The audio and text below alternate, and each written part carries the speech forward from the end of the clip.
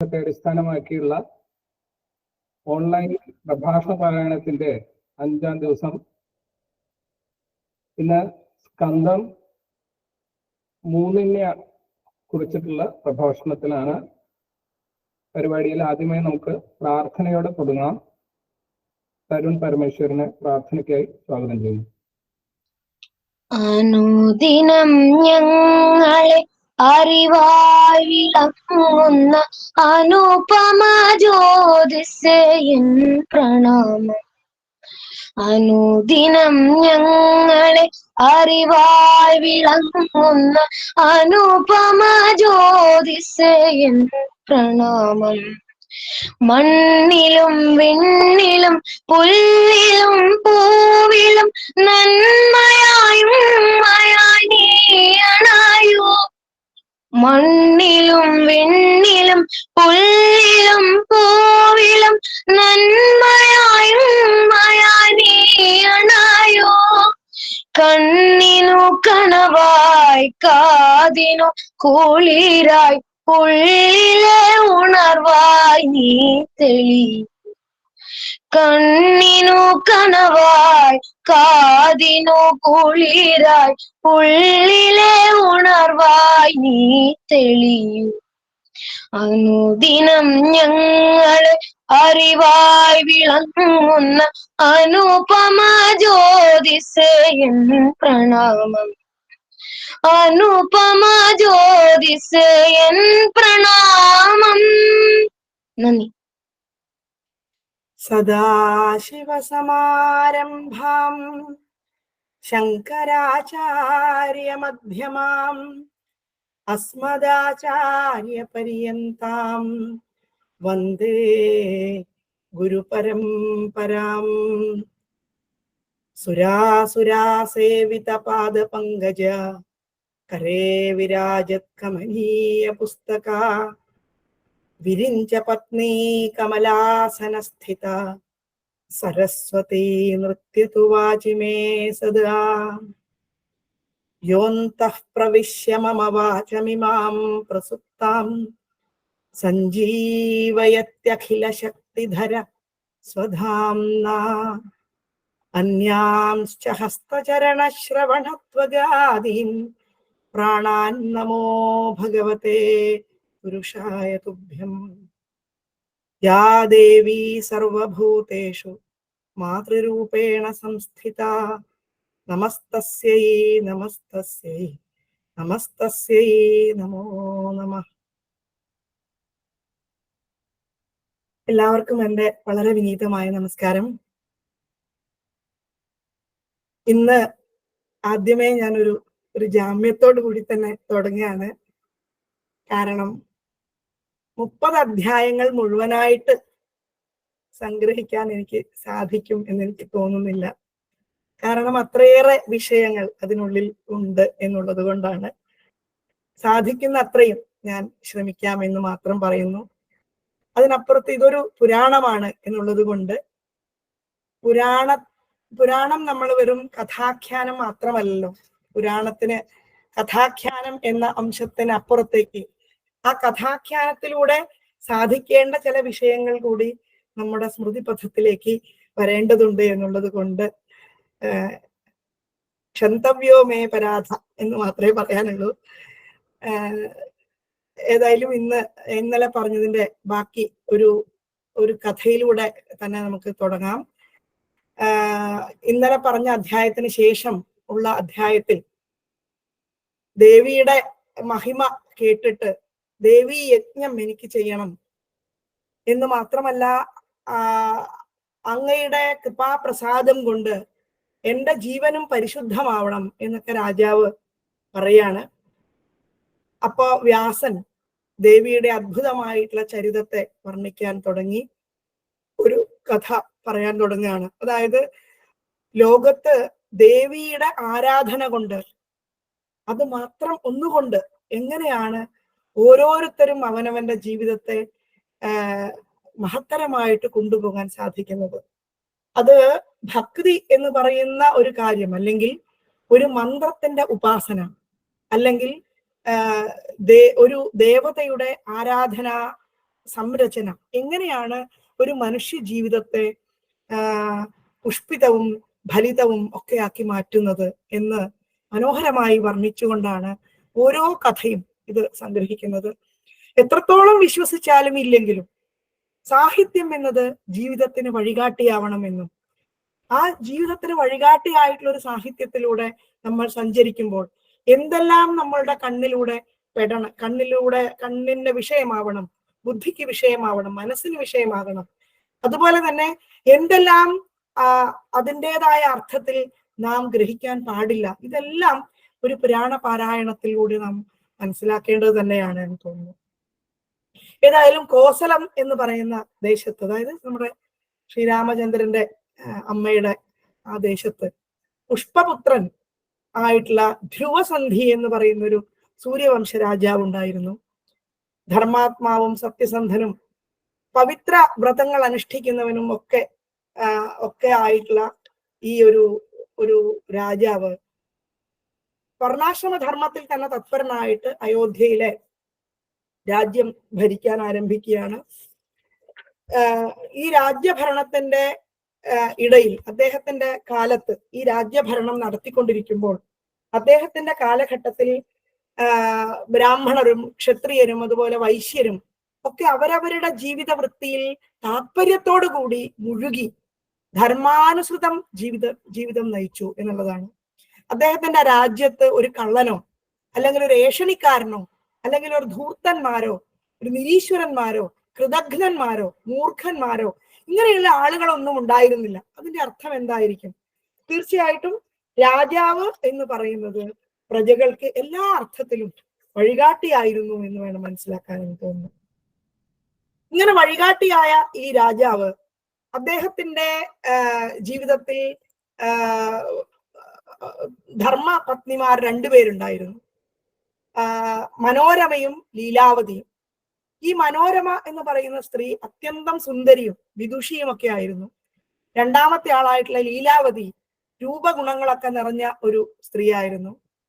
ഈ ധ്രുവസന്ധി രണ്ടുപേരെയും ഒരുപോലെ കരുതുകയും ഒരുപോലെ സ്നേഹിക്കുകയും ഒരുപോലെ കണക്കാക്കുകയും ഒക്കെ ചെയ്തു. അതിനുശേഷം അവർക്ക് രണ്ടുപേർക്കും മക്കളുണ്ടായി. ഈ മനോരമയ്ക്ക് രാജലക്ഷണങ്ങളോട് കൂടിയ സുദർശനൻ എന്ന് പറഞ്ഞ മകനുണ്ടായി. സുന്ദരനായിട്ടുള്ള ശത്രുജിത്ത് എന്ന് പറഞ്ഞ മകൻ ലീലാവതിക്കുണ്ടായി. ഈ രണ്ട് പുത്രന്മാരെയും ഒരുപോലെ സ്നേഹിക്കുകയും അതുപോലെ ചൂടാകർമ്മം ഒക്കെ നിർവഹിക്കുകയും ചെയ്തു രാജാവ്. അതിനുശേഷം ശത്രുജിത്ത് എന്ന് പറയുന്ന ഈ രണ്ടാമത്തെ, അതായത് ലീലാവതിയുടെ മകനായിട്ടുള്ള ശത്രുജിത്ത് മധുരഭാഷയും അത്യന്തം സുന്ദരനും ഒക്കെ ആയതുകൊണ്ട് രാജാവിന് അവനോട് ഒരല്പം സ്നേഹം ഉണ്ടായി തുടങ്ങി എന്നുള്ളതാണ്. പ്രജകൾക്കും അതുപോലെ തന്നെ മന്ത്രിമാർക്കും ഒക്കെ അവൻ പ്രിയങ്കരനായി. ഒരു ദിവസം ഈ രാജാവിന് ഏറ്റവും വലിയൊരു വീക്ക്നെസ് എന്ന് പറയുന്നത് അദ്ദേഹത്തിന് മൃഗയാവിനോദമായിരുന്നു. ഈ അതീവ തത്പരനായിട്ടുള്ള ഈ രാജാവ് ഒരു സിംഹത്തിന്റെ ആക്രമണത്തിൽ മരണമടയുന്നു. രാജാവിന്റെ സൈനികരുടെ അമ്പേറ്റ് ഈ സിംഹവും ചത്തു വീണു. എല്ലാവരും കൂടി, അതായത് വസിഷ്ഠ മഹർഷിയും ഒക്കെ ചേർന്ന് സുദർശനെ രാജാവാക്കാൻ പുറപ്പെട്ടപ്പോഴാണ് അവരുടെ ജീവിതത്തിലെ പ്രശ്നങ്ങൾ ആരംഭിക്കുന്നത്. ഈ ലീലാവതിയുടെ പിതാവായ യുധാജിത്ത്, രണ്ടാമത്തെ ഭാര്യയാണ് ലീലാവതി, അതായത് രണ്ടാമത്തെ മകന്റെ അമ്മ. ലീലാവതിയുടെ ഭാര്യയായിട്ടുള്ള യുധാജിത്ത് മകളുടെ മകന് ഇഷ്ടം നേടിക്കൊടുക്കാൻ, നമ്മുടെ മന്ധരയുടെ പണി, മകളുടെ മകന് ഇഷ്ടം നേടിക്കൊടുക്കാൻ വേണ്ടി പ്രവർത്തിക്കാൻ തുടങ്ങി. ഇതുപോലെ കലിംഗാധിപതിയും മനോരമയുടെ പിതാവും ഒക്കെയായ വീരസേന മഹാരാജാവും സുദർശന ഹിതം നേടി കൊടുക്കാൻ വേണ്ടി അവിടെ എത്തിച്ചേർന്നു. ഇങ്ങനെ ഇവർ രണ്ടുപേരും വേണ്ടത്ര സൈനിക സന്നാഹങ്ങളെല്ലാം കൂടി കൊണ്ട് പോരടിക്കാൻ തയ്യാറായിട്ട് തന്നെയാണ് അവിടെ വന്നത്. അതായത് രാജാവിന്റെ സ്ഥാനത്ത് എന്റെ മകളുടെ മകനെ അവരോധിക്കണം, എന്റെ മകളുടെ മകനെ അവരോധിക്കണം എന്ന് പറഞ്ഞുകൊണ്ട് ഈ രണ്ട് ഭാര്യമാരുടെയും അച്ഛന്മാർ അവിടെ സൈന്യസമേതം എത്തിച്ചേർന്നു. ഇതിൽ ലീലാവതിയുടെ അച്ഛനായിട്ടുള്ള യുധാജിത്ത് പറഞ്ഞു, ജ്യേഷ്ഠപുത്രനാണ് വാഴേണ്ടത്, ധാർമ്മികമായിട്ടുള്ള ഒരു കാഴ്ചപ്പാട്, അതുകൊണ്ട് സുദർശനെ വാഴിക്കണം അയാൾ പറഞ്ഞു. എന്നിട്ട് പക്ഷെ ഞാനും ശാസ്ത്രങ്ങളിൽ കേട്ടിട്ടുള്ളത് ഇത് തന്നെയാണ് എന്ന് വീരസേനൻ രാജാവ് അദ്ദേഹം സപ്പോർട്ട് ചെയ്തു. ഇങ്ങനെ രണ്ടാമത്തെ ഇത് പറഞ്ഞപ്പോ യുധാജിത്ത് വീണ്ടും തുടർന്നു. രണ്ടാമത്തേവൻ, അതായത് അദ്ദേഹത്തിന്റെ മകളുടെ മകൻ ഗുണങ്ങൾ വെച്ച് നോക്കുമ്പോൾ ജ്യേഷ്ഠനാണ് എന്ന്. ഗുണങ്ങൾ വെച്ച് നോക്കുമ്പോൾ എന്റെ മകളുടെ മകനാണ് ജ്യേഷ്ഠൻ. അതുകൊണ്ട് രാജോചിത ഗുണങ്ങൾ ഉള്ളവനായതുകൊണ്ടും ശത്രുജിത്തിനാണ് അവകാശം എന്ന് പറയാണ്. ഇങ്ങനെ സുദർശനൻ അങ്ങനെയുള്ളവനല്ല. രണ്ടുപേരും തമ്മിൽ തർക്കമായി. ഈ ഒരു തർക്കം പരിഹരിക്കാൻ സാധിക്കാതെ ഇവർ തമ്മിൽ ഈ ധ്രുവസന്ധി മരിച്ചുപോയി എന്ന് കേട്ട് ഇവർ തമ്മിൽ അപാരമായ തർക്കം ആ രാജ്യത്ത് നിലനിന്നിരുന്നു എന്ന് മനസ്സിലാക്കുകയും ഇതുപോലെ ധ്രുവസന്ധി മരിച്ചുപോയി എന്ന് മനസ്സിലാക്കുകയും ചെയ്ത കുറെ കാട്ടാളന്മാര് ആ രാജ്യത്തിന്റെ ധനം അപഹരിക്കുന്നതിന് വേണ്ടി അവരും ഒരു കൂട്ടി അവിടെ എത്തി. ഇങ്ങനെ രണ്ടുപേരും തമ്മിൽ യുദ്ധം തുടങ്ങി.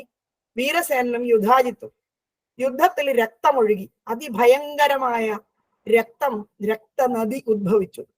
ഇവിടെ ഈ ദേവീഭാഗവതം പറയുന്ന വർണ്ണനകളൊക്കെ അതിഭയങ്കരമായ വർണ്ണനകളാണ്. അതായത് വീരമൃതം ഭുവിഗതം പതിതം രഥാദ്വൈ ഗൃദ്ധ പലാർത്ഥമുപരി ഭ്രമതീതി മന്യേ ജീവോപ്യസൗ നിജ ശരീരം അവേക്ഷ്യ കാന്തം കാക്ഷന്ത്യഹോ കാക്ഷന്ത്യതോ അതിവിവശോപി പുനഃ പ്രവേഷ്ടും എന്നാണ്.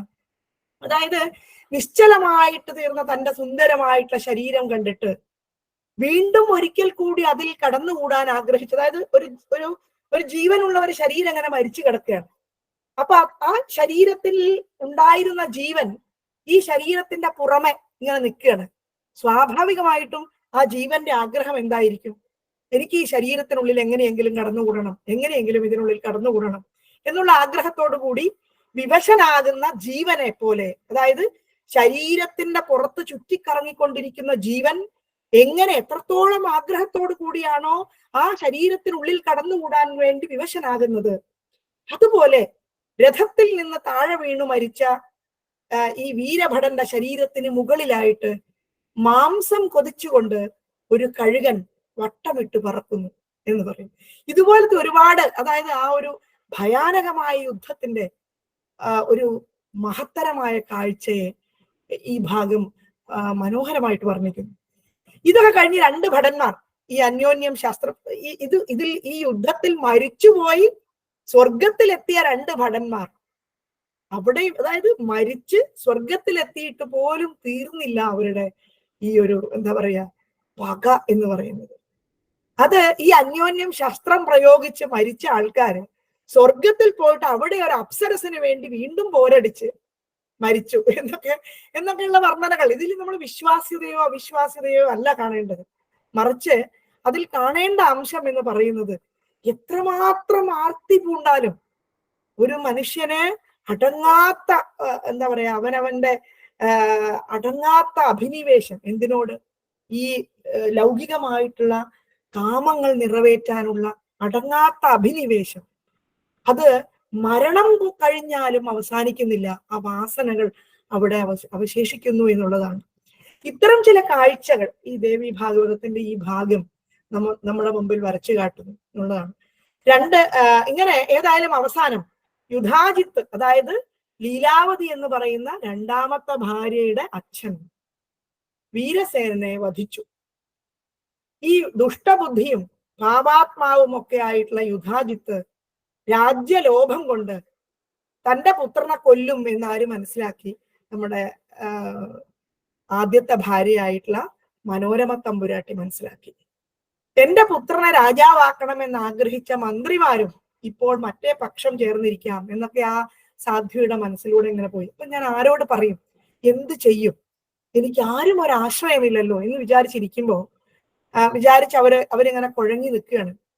ഇവിടെ ലോഭം ബാധിച്ചവന്റെ ഒരുപാട് ലക്ഷണങ്ങൾ ഈ ഒരു ഭാഗത്ത് വിവരിക്കുന്നത് കാണാം. അതായത് ലോഭം എന്തെന്താക്കുന്നില്ല എന്ന് പറയുന്ന ഭാഗങ്ങൾ. അതായത് ലോഭം കൊണ്ട് മനുഷ്യന് കണ്ണു കാണാതെയാവും, അച്ഛനെ മനസ്സിലാവില്ല, അമ്മയെ മനസ്സിലാവില്ല, ബന്ധുജനങ്ങളെ മനസ്സിലാവില്ല, ബന്ധുത്വം മനസ്സിലാവില്ല. ഇങ്ങനെ ഒന്നും മനസ്സിലാവാത്ത ഒരു അപാരമായ കാഴ്ചയിലേക്ക് ഈ ലോഭം മനുഷ്യനെ കൊണ്ട് എത്തിക്കും എന്നൊക്കെ ഈ ഭാഗത്ത് വർണ്ണിക്കുന്നത് കാണാം. ഇങ്ങനെ അവരുടെ മനസ്സിലുള്ള ഒരേ ഒരു കാഴ്ച അപ്പൊ വന്നത് വിദല്ലൻ എന്ന് പറഞ്ഞൊരു മന്ത്രിയുടെ ഒരു ഓർമ്മ മാത്രമാണ്. അതായത് ബഹുമാന്യനും സമർത്ഥനും ഒക്കെ ആയിട്ടുള്ള അദ്ദേഹത്തിന്റെ ഈ വിദല്ലൻ എന്ന് പറഞ്ഞ മന്ത്രിയുടെ സഹായം ഈ മനോരമ തമ്പുരാട്ടി അഭ്യർത്ഥിക്കുകയാണ്. അപ്പൊ വിദല്ലൻ അവർ കരഞ്ഞ് വളരെ ദയനീയമായിട്ട് അവർ പറഞ്ഞു, എന്നെ എങ്ങനെയെങ്കിലും ഈ ഒരു ആപത്തിൽ നിന്ന് രക്ഷപ്പെടുത്തണം. യുധാജിത്ത് വന്നിട്ട് എന്നെയും എന്റെ മകനെ കൂടി ഇപ്പൊ കൊല്ലും, എന്റെ മകനെയെങ്കിലും എനിക്ക് രക്ഷപ്പെടുത്തേണ്ടതുണ്ട് എന്ന് പറഞ്ഞിട്ട് അവരവിടെ നിന്ന് സഹായം അഭ്യർത്ഥിക്കുകയാണ്. ഇങ്ങനെ വാരാണസിക്ക് അടുത്തുള്ള ഒരു വനത്തിൽ നമുക്ക് താമസിക്കാമെന്നും അവിടെ എൻ്റെ അമ്മാവനായ സുബാഹുവിന്റെ അടുത്ത് പോകാം എന്നും അദ്ദേഹം സംരക്ഷിക്കുമെന്നും ഒക്കെ പറഞ്ഞിട്ട് അവിടെ നിന്ന് ഈ രാജ്ഞി ലീലാവതിയുടെ അടുക്കൽ പോയി ലീലാവതിയെയും കൂട്ടിയിട്ട് ഈ നഗരം യുധാജിത്തിനെ കാണണം എന്ന് പറഞ്ഞുകൊണ്ട് നഗരം അതായത് കളവ് പറഞ്ഞുകൊണ്ട് മാത്രമേ ആ രാജധാനിയിൽ നിന്ന് അവർക്ക് പുറത്തു കിടക്കാൻ സാധിക്കുള്ളൂ. അപ്പൊ വിദല്ലൻ പോയിട്ട് ഈ എനിക്ക് പിന്നെ സുബാഹുവിന്റെ അടുത്ത് അല്ല മറ്റേ രാജാവിനെ കാണണം എന്ന് പറഞ്ഞുകൊണ്ട് ആ രാജ്യത്തിന്റെ പുറത്തേക്ക് കടക്കാനായിട്ട് ശ്രമിക്കുകയും ഈ രാജ്ഞി മനോരമയ്ക്കാണെങ്കിലും ആ രാജധാനിയിൽ നിന്ന് പോകുമ്പോൾ സ്വാഭാവികമായിട്ട് ലീലാവതി അറിയുമല്ലോ. അപ്പൊ ലീലാവതിയുടെ അടുത്ത് നിന്ന് എനിക്ക് അച്ഛനെ കാണണം എന്ന് പറഞ്ഞുകൊണ്ടാണ് ഇവർ അവിടുന്ന് പുറത്തിറങ്ങുന്നത്. ഇങ്ങനെ അച്ഛനെ കാണാനാണ് പോയത്. പക്ഷെ വഴിയിലെത്തിയപ്പോ അച്ഛൻ മരിച്ച വാർത്ത ഇവരറിഞ്ഞു. അച്ഛൻ മരിച്ചറിഞ്ഞിട്ട് വളരെ ദുഃഖത്തോടു കൂടി പിതാവിന്റെ സംസ്കാര കർമ്മങ്ങളൊക്കെ അവർ നിർവഹിച്ചു. അതിനുശേഷം ഗംഗാ തടത്തിൽ അവരെത്തി. പക്ഷെ അവിടെ എത്തിയ സമയത്ത് അവിടെ ഉണ്ടായിരുന്ന നിഷാദന്മാർ, മുമ്പ് പറഞ്ഞ ഈ ഒരു രാജ്യത്തിന്റെ ധനം അപഹരിക്കാനായിട്ട് അവിടെ എത്തിച്ചേർന്നിട്ടുള്ള നിഷാദന്മാർ ഈ സ്ത്രീയുടെ മക്കളെ ധനത്തെ മുഴുവൻ അപഹരിക്കുകയാണ്. അവരുടെ കയ്യിലുണ്ടായിരുന്നത് മുഴുവൻ ഈ നിഷാദന്മാർ അപഹരിച്ചു കൊണ്ടുപോയി. പക്ഷെ ഭയപ്പെട്ടുകൊണ്ട് ഈ ഭാഗീരഥി നദി കടന്നിട്ട്, അതായത് നമ്മളവിടെ പോയി നോക്കി അറിയാം, ഓരോ ഭാഗങ്ങളിലും ഗംഗയ്ക്ക് ഓരോ പേരാണുള്ളത്. ഭാഗീരഥി എന്നൊരിടത്ത് പറയും, ഗംഗ എന്ന് വേറൊരിടത്ത് പറയും. ഇങ്ങനെ പല നാമധേയങ്ങളിലൂടെയാണല്ലോ അറിയപ്പെടുന്നത്. ഇങ്ങനെ ഭാഗീരഥി എന്ന് പറഞ്ഞ ഈ ത്രികൂട പർവ്വതത്തിന്റെ നദി കടന്നിട്ട് ത്രികൂട പർവ്വതത്തിലേക്ക് അവർ പോവുകയും അവിടെ ഭരദ്വാജ മുനിയുടെ ആശ്രമത്തിൽ അവരെത്തുകയും ചെയ്തു. ഇങ്ങനെ അവിടെയുള്ളവരൊക്കെ താപസന്മാരാണ്, അതുകൊണ്ട് അവരെന്നെ എന്തായാലും ആക്രമിക്കാൻ സാധ്യതയില്ല എന്ന് വിചാരിച്ച് അവര് അവിടെ ഒരു ഭയരഹിതയായിട്ട് അവിടെ കഴിച്ചുകൂട്ടി. അപ്പൊ ഭരദ്വാജൻ ആരാണ് എന്നൊന്നും ഭരദ്വാജൻ ഇവരോട് ചോദിച്ചു, നിങ്ങൾ ആരാണ്, അതായത് ഒരു ആശ്രമത്തിൽ വന്ന ഈ സ്ത്രീ ആരാണ് എന്ന് ചോദിച്ചു. അപ്പൊ അവര് ഒരക്ഷരവും മിണ്ടിയില്ല, മിണ്ടാനുള്ള ധൈര്യം അവർക്കില്ല. അപ്പൊ വിദല്ലൻ എന്ന് പറഞ്ഞ മന്ത്രി പറഞ്ഞു, മന്ത്രി ഇവരുടെ മുഴുവൻ കഥകളും പറഞ്ഞു കൊടുത്തിട്ട് അഭയം ചോദിച്ചു. അദ്ദേഹം പറഞ്ഞു, ആർത്തസ്യ രക്ഷണേ പുണ്യം യജ്ഞാധികമുദാഹൃതം ഭയത്രസ്തസ്യ ദീനസ്യ വിശേഷ ഫലജം സ്മൃതം എന്ന് പറഞ്ഞു. അതായത് പിന്നെ ഇദ്ദേഹം പറയാണ്, നമ്മുടെ മുനി അദ്ദേഹത്തോട് പറഞ്ഞു, ഭരദ്വാജ മഹർഷി അദ്ദേഹത്തോട് പറഞ്ഞു, അഭയം ചോദിച്ചപ്പോ പറഞ്ഞതാണിത്, ആർത്തന്മാരെ രക്ഷിക്കുന്നത് യജ്ഞം ചെയ്യുന്നതിനേക്കാൾ പുണ്യമാണ്. അതുകൊണ്ട് ഭയത്തിൽ നിന്നാണ് ഈ ദീനനെ രക്ഷിക്കുന്നത് എങ്കിൽ വിശിഷ്ട ഫലമാണ് നൽകുന്നത് എന്ന് കേട്ടിട്ടുണ്ട് എന്ന് ഇദ്ദേഹം പറഞ്ഞു. അങ്ങനെ ഋഷി വീണ്ടും പറയാണ്, ഈ ആശ്രമത്തിൽ ഒരിക്കലും ദുഃഖമോ ശോകമോ ഒന്നും അങ്ങേക്ക് ഉണ്ടാവുകയില്ല. നീ നിന്റെ മകനെ സംരക്ഷിക്കുക, ഒരിക്കലും ദുഃഖമോ ശോകമോ ഒന്നും നിനക്ക് ഉണ്ടാവുകയില്ല. മാത്രമല്ല നമ്മുടെ കാളിദാസൻ പറഞ്ഞ പോലെ ഋഷീണാം പുനരാദ്യാനാം വാചമർത്ഥോനുധാവതി എന്ന് പറയും.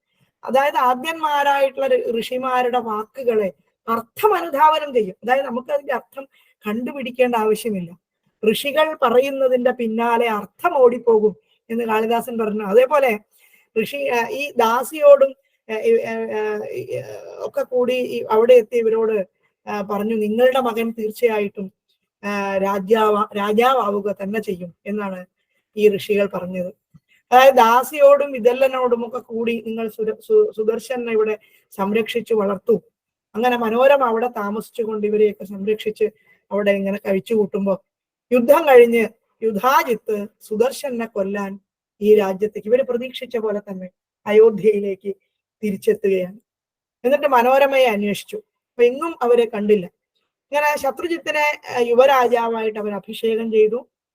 ശരിക്കും പറഞ്ഞാൽ ആലോചിച്ച് നോക്കൂ, നമ്മുടെ പുരാണങ്ങളിലൊക്കെ പല സ്ഥലങ്ങളിലും ഈ ഭോജരാജാവിനെയൊക്കെ വധിക്കാൻ, ഇതേപോലെ ഈ സ്വത്ത് നേടിയെടുക്കാൻ വേണ്ടി ഭോജരാജാവിനെ വധിക്കാൻ ശ്രമിച്ച ഒരു അമ്മാവന് ഭോജരാജാവ് ഒരു കത്ത് എഴുതിയതായിട്ട് പറയുന്നു. അതേപോലെയാണ് ഈ ഒരു പ്രവൃത്തിയൊക്കെ. ആ കത്ത് പറയുന്നത് ഇങ്ങനെയാണ്: മാന്ധാദാച മഹീപതി കൃതയുഗാലങ്കാരഭൂതോ ഗത സേതുർയേന മഹോദധോ വിരചിത വാസൗദശാസ്യന്തക അന്യേ ചാപി യുധിഷ്ഠിര പ്രഭൃതയോ യാതാദിവം ഭൂപതേ നൈകേനാപി സമം ഗതാ വസുമതി നൂനം ത്വയാ യാസ്യതി എന്നാണ്. അതായത് ഈ ഭോജരാജാവ് അമ്മാവന് കത്തെഴുതുകയാണ്. മാന്ധാതാവ് എന്ന് പറഞ്ഞ മഹീപതി ഹൃദയുഗത്തിന് അലങ്കാരഭൂതനായിരുന്നു, അദ്ദേഹവും പോയി. പിന്നെയോ സേതുർയേന മഹോദധൗ വിരചിത ക്വാസൗദശാസ്യാന്തക. അതായത് ഒരു കടലിന് ചിറകെട്ടി കിടക്കുക എന്നൊന്നും പറഞ്ഞ ഒരു സാമാന്യ വിഷയമല്ല. അതുപോലും സാധ്യമാക്കിയ രാമൻ ക്വാസൗദശാസ്യാന്തക. ആ രാമൻ ദശാസ്യന്റെ അന്തകൻ എവിടെ പോയി? അദ്ദേഹത്തെയും കാണാനില്ല. പിന്നെയോ അന്യേജാപി യുധിഷ്ഠിര പ്രഭൃതയോ യാതാദിവം ഭൂപതേ. മറ്റ് യുധിഷ്ഠിരൻ മുതലായ ഒരുപാട് രാജാക്കന്മാരുടെ രാജ്യം ഭരിച്ച് മഹാരഥന്മാരായിട്ട് ഈ ഭൂമിയെ പരിപാലിച്ചിട്ടുണ്ട്. അവരൊക്കെ എവിടെ പോയി എന്റെ മഹാരാജാവേ?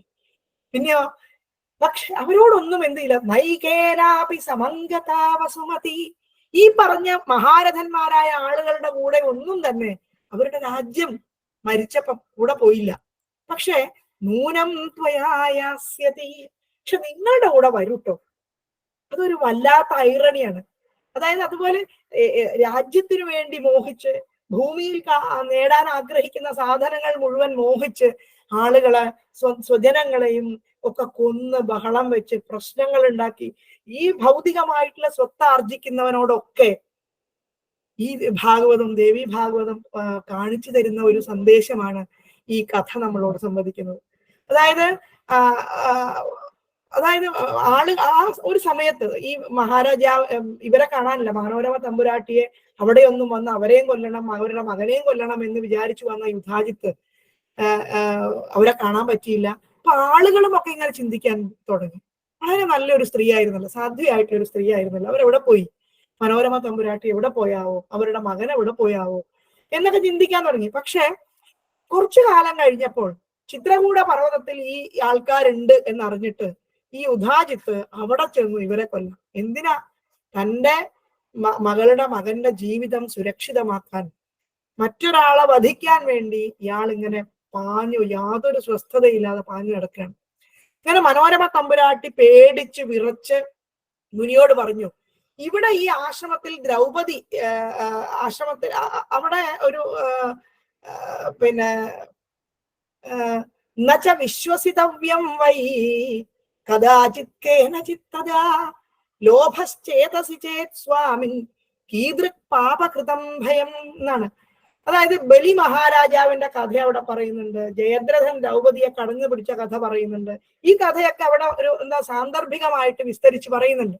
അപ്പൊ എന്നിട്ട് ഈ ബലി മഹാരാജാവിന്റെ കഥ പറയുന്ന സ്ഥലത്ത് പറയുന്ന ഒരു ശ്ലോകമാണിത്. നച വിശ്വസിതവ്യം വൈ കദാചിത് കേനചിത് തദാ ലോഭശ്ചേതസി ചേത് സ്വാമിൻ കീദൃക് പാപകൃതം ഭയം എന്നാണ്. അതായത് ആരും ആരെയും ഒരിക്കലും വിശ്വസിക്കരുത്. സ്വാമിൻ, മനസ്സിൽ ലോഭമുണ്ടെങ്കിൽ പാപം ചെയ്യുന്നത് മൂലമുള്ള ഭയം എവിടെ? നേരത്തെ പറഞ്ഞതുപോലെ ഇവിടെ ലോഭമുള്ളവരുടെ ഒരു സ്വഭാവം പറയാണ്. തീർത്ഥാടനം വെറുതെയാണ്, ദാനം വെറുതെയാണ്, വേദാധ്യയനം ചെയ്തിട്ട് വെറുതെയാണ്. ലോഭവും മോഹവും പൂണ്ടവർ ഇതെല്ലാം ചെയ്യുന്നതും ചെയ്യാതിരിക്കുന്നതും ഒരുപോലെയാണ് എന്നാണ്. അതായത് ഭൗതികമായ മോഹങ്ങൾക്ക് വേണ്ടി ഓടുന്നവൻ, ഇതെനിക്ക് വേണം, എനിക്ക് വേണം, എനിക്ക് വേണം എന്ന് ചിന്തിച്ച് ഇന്നത്തെ പറഞ്ഞതുപോലെ ലക്ഷ്യം മാർഗത്തെ സാധൂകരിക്കുന്നു എന്ന് പറഞ്ഞതുപോലെ വൃഥാ തീർത്ഥം വൃഥാദാനം വൃഥാധ്യയനമേവ ച ലോഭമോഹാവൃതാനാം വൈ കൃതം തദകൃതം ഭവേ. അതായത് വെറുതെയാണ്, അതൊക്കെ ചെയ്തിട്ട് വെറുതെയാണ് ചെയ്യുന്നതും ചെയ്യാത്തതും ഒരുപോലെയാണ്, ചെയ്യുന്നതും ചെയ്യാത്തതുപോലെയായി തീരും എന്നൊക്കെ പറഞ്ഞുകൊണ്ട് ഇവിടെ യുധാജിത്ത് ആ സമയത്ത് മുനിമാരോട് പറയാണ്, ഇവിടെ ഞാൻ ബലാത്കാരം. ആ ഒരു ആശ്രമത്തിൽ ഇദ്ദേഹം പാഞ്ഞു എന്ന് അവിടെ ചെന്നു, ചിത്രകൂടത്ത് ചെന്നു. എന്നിട്ട് ആശ്രമത്തിൽ നിന്ന് ഇവളെ പറയാണ്, ഞാൻ ഇവളെ ബലാത്കാരമായിട്ട് കൊണ്ടുപോകും. അപ്പോൾ ഋഷി പറഞ്ഞു, ഋഷിക്ക് എന്തില്ല? ഋഷിയുടെ അടുത്ത് ധനമില്ല. ആലോചിച്ച് നോക്കണം, യാതൊരു ധനവുമില്ല, ആൾ ബലമില്ല. രാജാവിനോട് പൊരുതാനുള്ള യാതൊരു സംവിധാനവും ഒരു ഋഷിയുടെ കയ്യിലില്ല. പക്ഷേ ഋഷി വളരെ ധൈര്യസമേതം പറയാണ്, അങ്ങേക്ക് ശക്തിയുണ്ടെങ്കിൽ എന്റെ ആശ്രമത്തിൽ നിന്ന് ബലമായിട്ട് ഇവിടെ കൊണ്ടുപോയിക്കൊള്ളൂ. വിശ്വാമിത്രൻ വസിഷ്ഠ മുനിയുടെ ആശ്രമത്തിൽ നിന്ന് കാമധേനുവിനെ കൊണ്ടുപോയതുപോലെ എന്നാണ് ഋഷി പൂരിപ്പിക്കുന്നതാണ്. കൃത്യമായ കാര്യമാണ് അദ്ദേഹം പറഞ്ഞത്. വിശ്വാമിത്രൻ വസിഷ്ഠ മുനിയുടെ ആശ്രമത്തിൽ നിന്ന് കാമധേനുവിനെ കൊണ്ടുപോയതുപോലെ എന്നാണ്. അതായത് വിശ്വാമിത്രൻ നന്ദിനിയെ എനിക്ക് വേണം, ഞാൻ അതിന് പകരം ഒരു 10,000 പശുക്കളെ അങ്ങേക്ക് തരാം എന്നൊക്കെ പറഞ്ഞിട്ട് ഈ കഥ അവിടെ വിസ്തരിക്കുന്നുണ്ട്. വിശ്വാമിത്രൻ വന്നിട്ട് നന്ദിനിയെ കൊണ്ടുപോകാൻ ശ്രമിച്ചതും നന്ദിനിയുടെ മുകളിൽ നിന്ന് ഒരുപാട് എന്താ പറയാ ഈ സൈനികർ ഉണ്ടാവുകയും ആ സൈനികർ വിശ്വാമിത്രനെ യുദ്ധം ചെയ്ത് തോൽപ്പിക്കുകയും പലതവണ ഈ ഒരു ധേനുവിനെ കൊണ്ടുപോകാൻ ശ്രമിക്കുന്ന ആ കഥ വിസ്തരിക്കുന്നുണ്ട് അവിടെ. അപ്പൊ അതുപോലെ ഞാൻ ആരുമില്ല, അകിഞ്ചനായിരിക്കാം, എനിക്കൊന്നും ഇല്ലാത്തതായിരിക്കാം, പക്ഷെ ധൈര്യമുണ്ടെങ്കിൽ ബലമായിട്ട് ഇവളെ കൊണ്ടുപോയിക്കൊള്ളൂ എന്നാണ് ഋഷി പറയുന്നത്. ഇത് കേട്ടപ്പോ യുധാജിത്തിന് ഒരു സംശയം, ഒന്നുമില്ലാത്ത ഇയാൾക്ക് എങ്ങനെ എന്നോട് ഇത്രയും പറയാൻ ധൈര്യം ഉണ്ടായത് എന്ന് ചോദിച്ചപ്പോ യുധാജിത്ത് മന്ത്രിയോട് പോയി ചോദിച്ചു, ഇനി സാഹസ പ്രവൃത്തി ഞാൻ എന്താണ് ചെയ്യേണ്ടത് മന്ത്രിയോട് ചോദിച്ചപ്പോ മന്ത്രി പറഞ്ഞു, സാഹസ പ്രവൃത്തി ഒന്നും അങ്ങ് ചെയ്യരുത്. കാരണം ഭരദ്വാജ മുനി പറഞ്ഞത് അങ്ങ് കേട്ടില്ലേ, വിശ്വാമിത്രന്റെ കാര്യവും അദ്ദേഹം ഉദാഹരിച്ചല്ലോ എന്ന് പറഞ്ഞുകൊണ്ട് വിശ്വാമിത്രന്റെ കഥ പറഞ്ഞു കൊടുത്തു. അപ്പൊ മന്ത്രി പറഞ്ഞത് കേട്ടിട്ട് യുധാജിത്ത് മഹർഷിയെ ശിരസാ നമിച്ചിട്ട് തന്റെ നഗരത്തിലേക്ക് തിരിച്ചുപോയി. അവിടെ സുദർശനെ പരിപാലിച്ച ആശ്രമത്തില് അവര് അങ്ങനെ ഈ സ്ത്രീ നമ്മുടെ മനോരമ തമ്പുരാട്ടി ജീവിക്കുകയും ചെയ്തു. ഒരു ദിവസം ഈ വിദല്ലൻ ആ രാജകുമാരന്റെ അടുത്ത് വന്നു. അദ്ദേഹത്തെ കണ്ട ഒരു മുനികുമാരൻ, അതായത് വിദല്ലൻ എന്ന് പറയുന്ന മന്ത്രി ഈ രാജകുമാരന്റെ അടുത്തേക്ക് വന്നപ്പോ ഈ വിദല്ലനെ കണ്ട ഒരു മുനികുമാരൻ ഇദ്ദേഹത്തെ ക്ലീബ എന്ന് വിളിച്ചു, എന്ന് പരിഹസിച്ചു. ക്ലീബ എന്ന് പറഞ്ഞാൽ നപുംസകമേ എന്നാണല്ലോ അർത്ഥം, ആണും പെണ്ണും കെട്ടവനെ. ഒന്ന് ആലോചിച്ച് നോക്കൂ, വളരെ പരിഹാസമായ ഒരു വാക്കാണത്.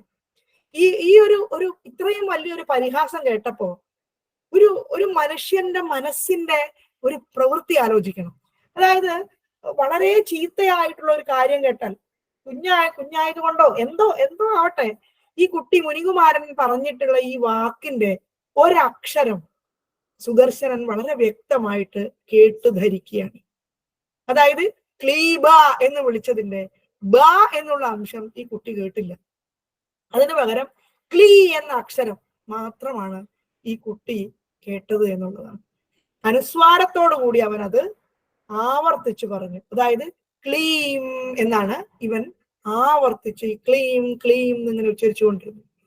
അത് പക്ഷേ എന്താണ് അതിന്റെ പ്രത്യേകത എന്ന് ചോദിച്ചാൽ, ബീജം വൈ കാമരാജാഖ്യം ഗൃഹീതം മനസാ തദാ ജജാപ ബാലകോത്യർത്ഥം ധൃത്വാ ചേതസി സാദരം എന്നാണ്.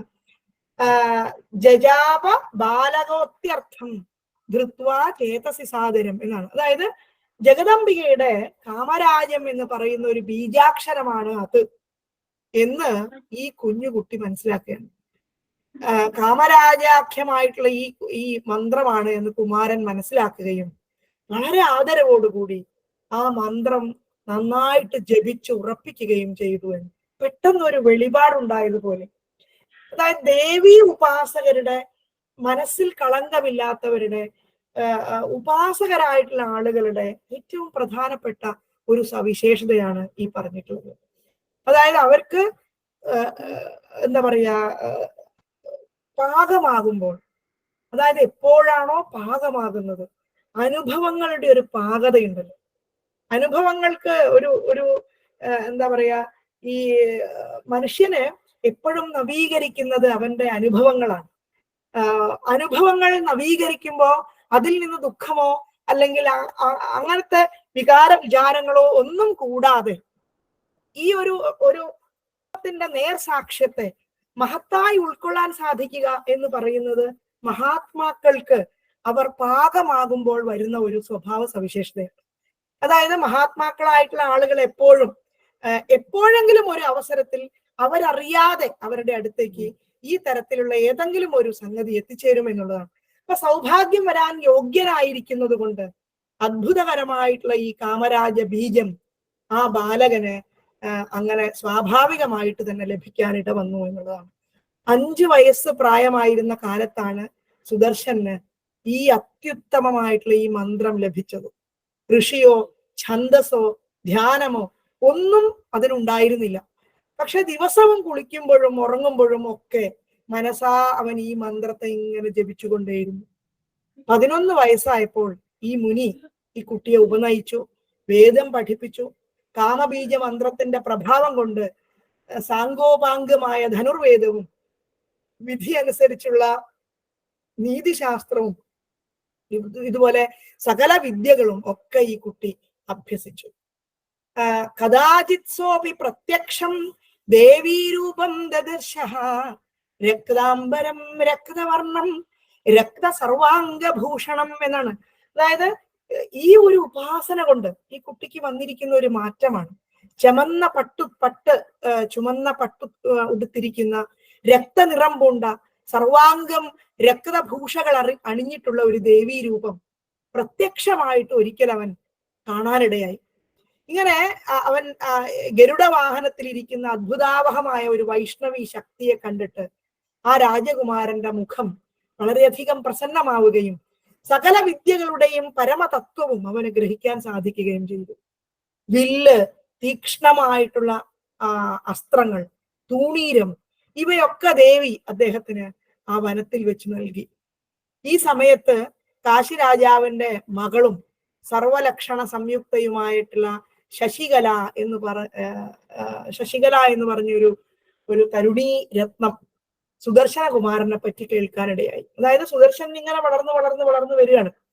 ഈ മന്ത്രോപാസന ഈ ഒരു ബാലകനെ വളരെ പവിത്രീകരിച്ചു എന്നുള്ളതാണ്. അവന്റെ മനസ്സിനെ അങ്ങേയറ്റം പവിത്രീകരിക്കാൻ ഈ മന്ത്രം അവന് സഹായകമാവുകയും അവൻ ഇവനെ പറ്റി കേട്ട് വളർന്നു. അതായത് യാതൊരു ദുസ്വഭാവവുമില്ല. അതായത് എന്താ പറയാ, ഈ ജീവിതത്തിന്റെ മഹത്തായ അനുഭവത്താകുന്ന തീച്ചൂളയിൽ ഉരുകി പാകം വന്നിട്ടുള്ള ഒരു ജീവിതം. ആ ജീവിതം കൊണ്ട് തന്നെ അവന്റെ ഹൃദയവും അവന്റെ മനസ്സും അവന്റെ എല്ലാം അത്രയേറെ പവിത്രീകൃതമാവുകയും ഇവനെ പറ്റി ലോകം സംഭാഷണം ചെയ്യാൻ തുടങ്ങുകയും ചെയ്തു. ഇവനെ പറ്റി ഈ കുട്ടി കേൾക്കുകയാണ്. ശശികല എന്ന് പറഞ്ഞിട്ടുള്ള കാശി രാജാവിന്റെ മകള് ഇവനെ പറ്റി കേൾക്കുകയും മനസ്സാ അവള് കാമിക്കാൻ തുടങ്ങുകയും ചെയ്തു. ഇങ്ങനെ രാത്രിയിൽ ഈ ജഗദംബിക അവളുടെ സ്വപ്നത്തിൽ വന്ന് ആശ്വസിപ്പിച്ചുകൊണ്ട് പറഞ്ഞു, സുദർശനൻ എന്റെ ഭക്തനാണ്, അവനെ നീ ഭർത്താവായിട്ട് വരിക്കുക എന്ന്. എന്റെ വാക്കനുസരിച്ച് അവൻ നിനക്ക് സർവകാമങ്ങളും നിറവേറ്റി തരും എന്ന് പറഞ്ഞു. എന്നിട്ട് വരം വരയ ശുശ്രോണി മമ ഭക്ത സുദർശന സർവകാമപ്രദസ്തേസ്തു വചനാൻ മമ ഭാമിനി എന്നാ പറയുന്നത്. അതായത് നീ ഒരു വരം വരിക്കൂ, എന്റെ ഭക്തനാണ് സുദർശനൻ, നിനക്ക് എല്ലാ കാമങ്ങളും നിന്റേത് പൂർത്തിയാകട്ടെ, അത് എന്റെ വാക്കുകളെ കൊണ്ട് അത് നിർബന്ധമായിട്ടും വന്നിരിക്കും എന്നൊക്കെ പറഞ്ഞുകൊണ്ട് പിന്നെ ദേവി അവളെ അനുഗ്രഹിക്കുകയാണ്. ഇങ്ങനെ ഭരദ്വാജാശ്രമത്തിൽ നിന്ന് വന്ന അതിനുശേഷം ഭരദ്വാജാശ്രമത്തിൽ നിന്ന് വന്ന ഒരു വിപ്രനെ കണ്ടിട്ട് ഇവള് പറഞ്ഞു, എന്താണ് അവിടെ വിശേഷം? അതായത് ഈ ഭരദ്വാജന്റെ ആശ്രമത്തിലാണ് ഈ സുദർശനൻ താമസിക്കുന്നത് എന്നും അതിനെപ്പറ്റിയുള്ള സകല വിവരങ്ങളും ഈ കുട്ടിക്ക് അറിയാം. അപ്പൊ ഭരദ്വാജന്റെ ആശ്രമത്തിൽ നിന്ന് ഒരാൾ വരുന്നു എന്ന് പറയുമ്പോഴത്തേക്ക് വളരെ സന്തോഷത്തോടു കൂടി അവിടുന്ന് വന്ന ഒരു ദ്വിജന്റെ അടുത്ത് ചെന്ന് ഈ കുട്ടി ചോദിച്ചു, സർവഗുണങ്ങൾ എന്താണ് അവിടുത്തെ വിശേഷം? അതായത് എന്തെങ്കിലും അവിടെ കേൾക്കാനുണ്ടോ ഇവനെ പറ്റി എന്നാണ് അവർക്ക് അറിയേണ്ടത്. അപ്പൊ സർവഗുണങ്ങളും ഒരിടത്ത് ചേർത്ത് വെച്ച് സൃഷ്ടി നടത്തിയിരിക്കുന്നത് എങ്ങനെയായിരിക്കും? അങ്ങനെ കാണാൻ കൊതിച്ച ബ്രഹ്മാവ് നടത്തിയ സൃഷ്ടിയാണോ എന്ന് തോന്നുമാറ് ഒരു മഹാനുഭാവൻ അവിടെ ഉണ്ട് എന്നാണ് ദ്വിജൻ പറയുന്നത്. അതായത് നമ്മുടെ കാളിദാസൻ പറഞ്ഞ പോലെ ഏകസ്ഥ സൗന്ദര്യ ദിദൃക്ഷയൈവ, ഒരു സ്ഥലത്ത് സൗന്ദര്യത്തെ മുഴുവൻ കാണാൻ ആഗ്രഹിച്ചുകൊണ്ട് പാർവതി ദേവിയെ ഭഗവാൻ സൃഷ്ടിച്ചതാണോ എന്ന് തോന്നുമാറാണ് അവളുടെ ശരീരം എന്ന് കാളിദാസൻ പറഞ്ഞതുപോലെ എല്ലാ ഗുണങ്ങളും ഒരിടത്ത് കാണാൻ വേണ്ടിയാണോ ബ്രഹ്മാവ് സൃഷ്ടിച്ചത് എന്ന് തോന്നുന്നത് പോലെ ഒരു മനുഷ്യൻ അവിടെയുണ്ട് എന്നാണ് ദ്വിജൻ പറയുന്നത്. അങ്ങനെ തന്നെയല്ല, കുറെ അവനെ വർണ്ണിച്ചുകൊണ്ട് ദ്വിജൻ അവസാനം പറഞ്ഞു, നിനക്ക് വരനായിട്ടിരിക്കാൻ അവന് യോഗ്യതയുണ്ട്, ആ കുമാരന്. നിങ്ങൾ തമ്മിൽ നല്ല ചേർച്ചയാണ് എന്നൊക്കെയാണ് ഈ ദ്വിജൻ ഈ കുട്ടിയോട് പറഞ്ഞത്. അതായത് ഈ ഇവനെ കുറിച്ചുള്ള എല്ലാ സംഭാഷണങ്ങളും പ്രതിദിനം ഇവനോടുള്ള അനുരാഗം കൂട്ടി കൊണ്ടുവരാൻ കാരണമായി കുട്ടിയിൽ. ഇങ്ങനെ ഏകാകിയും നിർധനനും ബലഹീനനും വനവാസിയും പിന്നെ എന്താണ് ഫലാഹാരിയും വെറും പഴയ ഇവൻ ഭക്ഷിക്കുള്ളൂ, ഇങ്ങനെയൊക്കെ ആയിട്ടുള്ള ഈ സുദർശനൻ ഈ രാജകുമാരിയുടെ മനസ്സിൽ സ്ഥാനം പിടിച്ചിരിക്കുന്നു എന്നുള്ളതാണ്. അതായത് ജഗദംബികയുടെ വാഗ്ബീജ മന്ത്രം നിരന്തരം ജപിച്ചത് കൊണ്ട് അവൾക്കും ഈ സിദ്ധി കുറെ വന്നിരുന്നു, ഇവനെ പോലെ തന്നെയല്ല അവളും എന്ത് ചെയ്തു? അവൾ ഒരു ദിവസം സ്വപ്നേ പശ്യത്യസൗ ദേവീം വിഷ്ണുമായാവഖണ്ഡിതാം വിശ്വമാതരം അവ്യക്താം സർവസമ്പത്കരാംബികാം എന്നാണ്. അതായത് നമുക്കിത് കേൾക്കുമ്പോ എന്താ തോന്നുക? നമ്മളെ എഴുത്തച്ഛനൊക്കെ പറഞ്ഞതുപോലെ നടക്കുമ്പോഴും പുനരിരിക്കുമ്പോഴും ഒരിടത്ത് കിടക്കുമ്പോഴും ഭുജിക്കുമ്പോഴും എന്ന് വേണ്ട നാനാകർമ്മങ്ങൾ അനുഷ്ഠിക്കുമ്പോൾ യഥാകാലം മാനസേ ഭവദ്രൂപം തോന്നേണം ദയാംബുധേ എന്ന് എഴുത്തച്ഛൻ പറഞ്ഞതുപോലെ ഇതുമാതിരിയാണ് നടക്കുമ്പോഴും കിടക്കുമ്പോഴും ഒക്കെ ദേവിയുടെ ബീജമന്ത്രം ജപിച്ചിരിക്കുന്ന ഒരു മനുഷ്യൻ. അവന്റെ ജീവിതത്തിലേക്ക് ഏതൊക്കെ തരത്തിലാണ് മഹത്തായ കാര്യങ്ങൾ അവൻ പോലും അറിയാതെ, അവൻ ആരോ ഉപദേശിക്കാൻ ആരുമില്ലാതെ, ആരും ആലംബമില്ലാത്ത മനുഷ്യന് ആലംബമായിട്ട് ആരൊക്കെയോ കടന്നുകൂടുകയാണ്. നമ്മളെ മേൽപ്പത്തൂരൊക്കെ പറഞ്ഞ പോലെ വിധൂയ ക്ലേശാൻ.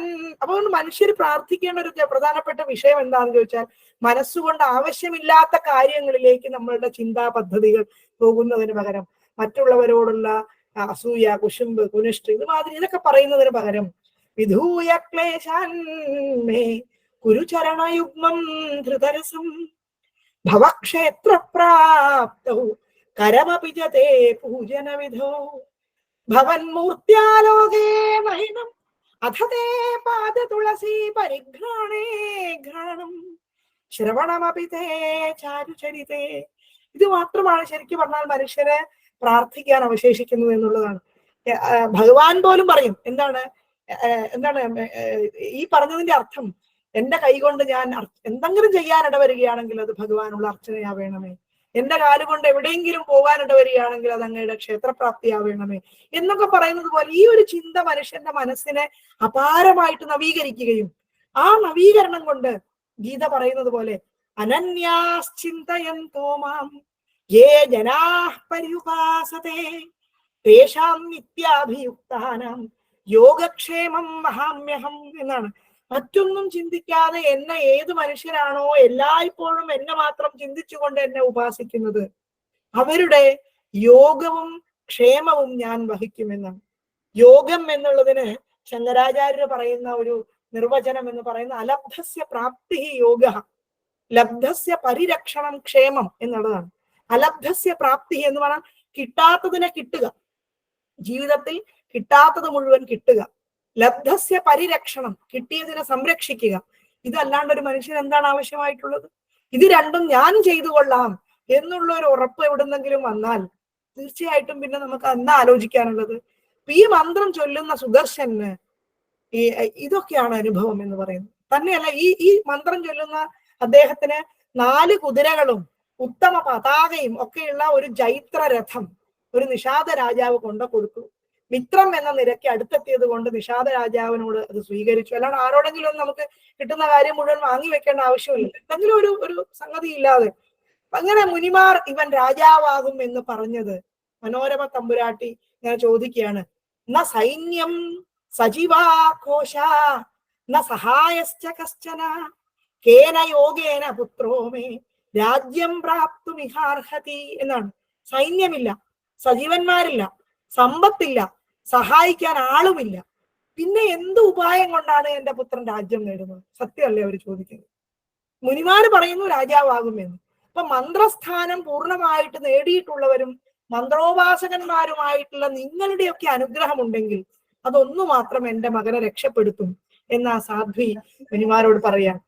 അതായത് സംപ്രാപ്യ സദ്ഗുരോർ ബീജം കാമരാജാഖ്യമദ്ഭുതം ജപേദ്യസ്തു ശുചി ശാന്ത സർവാൻ കാമാനവാപ്നുയാത് എന്നാണ്. അതായത് എന്താണ് സദ്ഗുരു ആ ഒരു ബീജമന്ത്രം, കാമരാജാഖ്യമായിട്ടുള്ള ബീജമന്ത്രം കിട്ടിയിട്ട് അതാരാണോ ജപിക്കുന്നത്, ഏത് വളരെ ശുചിയായിട്ട് ശാന്തനായിട്ടുള്ള ഏതൊരു മനുഷ്യനാണോ ഇതിനെ ജപിക്കുന്നത്, അവൻ എല്ലാ കാമങ്ങളെയും നിർബന്ധമായിട്ടും നിശ്ചയമായിട്ടും പ്രാപിക്കും എന്ന് ഇവിടെ പറയുന്നു. അതുപോലെ ബുദ്ധി, കീർത്തി, ധൃതിർലക്ഷ്മി, ശക്തി, ശ്രദ്ധാമതിസ്മൃതി സർവേഷാം പ്രാണിനാം സാ വൈ പ്രത്യക്ഷം വൈ വിഭാസത്തെ എന്നാണ്.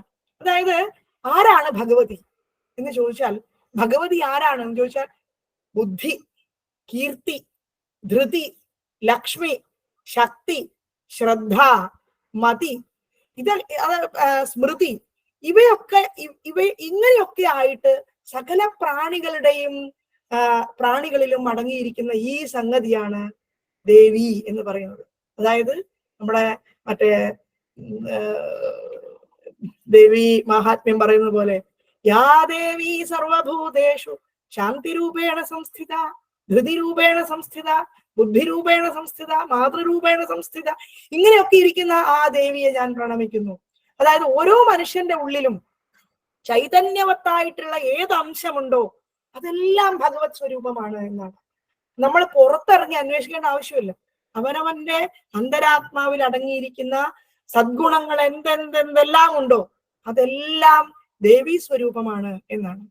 തന്നെയല്ല, ന ജാനന്തി നരായേവൈ മോഹിതാ മായയാ കില ന ഭജന്തി കുതർക്കജ്ഞ ദേവീം വിശ്വേശ്വരീം ശിവാം എന്ന് പറയും.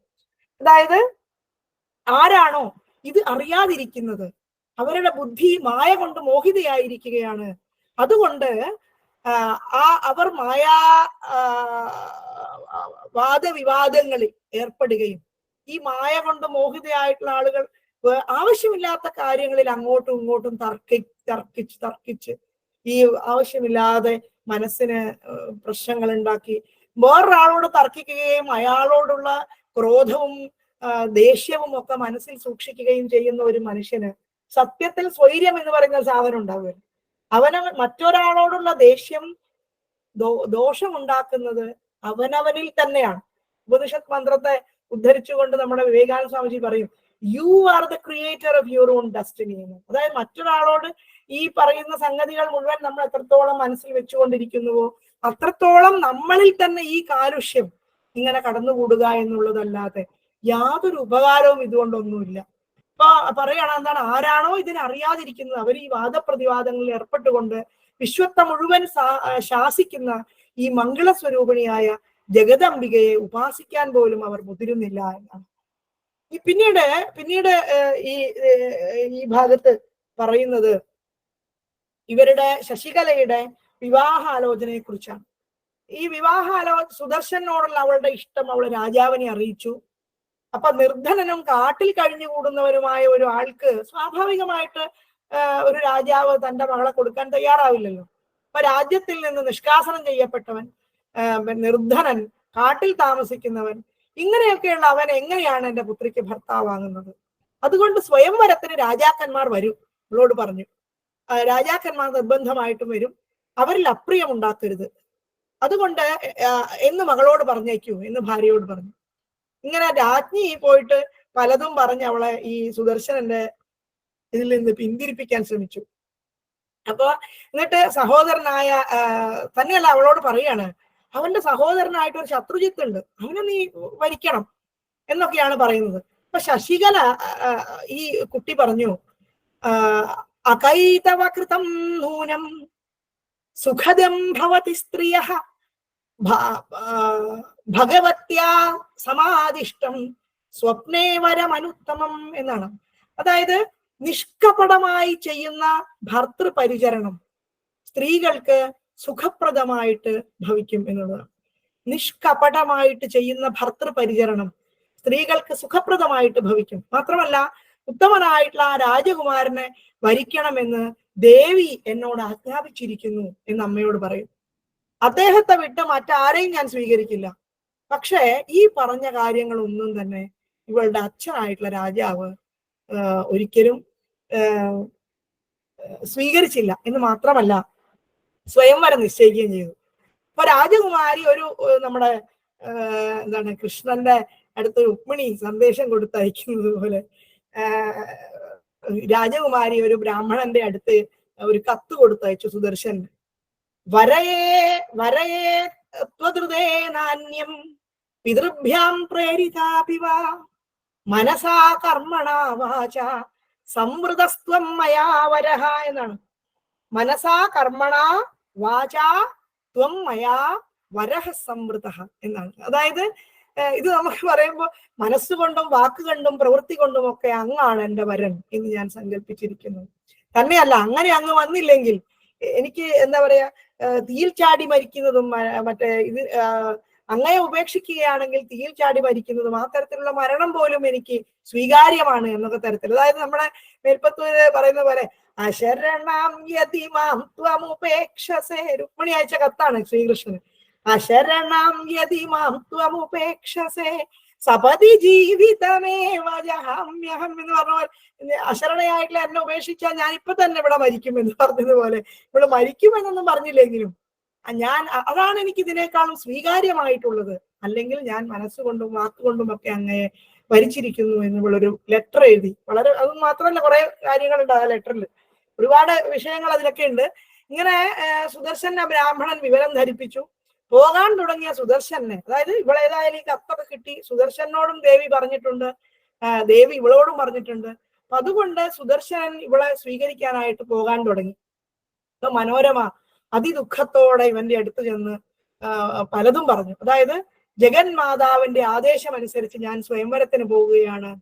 അപ്പൊ അമ്മ ഒരു ക്ഷത്രിയല്ലേ, എന്തിനാ ഇത്രയും ക്ഷത്രിയായിട്ടുള്ള, അതായത് നമ്മളെ കാളിദാസൻ പറഞ്ഞ പോലെ ക്ഷതാക്കില ത്രായതയുദ്ര ക്ഷത്രസ്യ ശബ്ദോ ഭുവനേഷു രൂഢ, അങ്ങനെ ഒന്നും ഒരു നിരുക്തി ഒന്നും പറയാൻ സാധിച്ചില്ലെങ്കിലും നമ്മുടെ വീര്യത്തെ വർദ്ധിപ്പിക്കുന്ന തരത്തിലുള്ള ഒരു നിർവചനം ക്ഷത്രിയ ശബ്ദത്തിന്.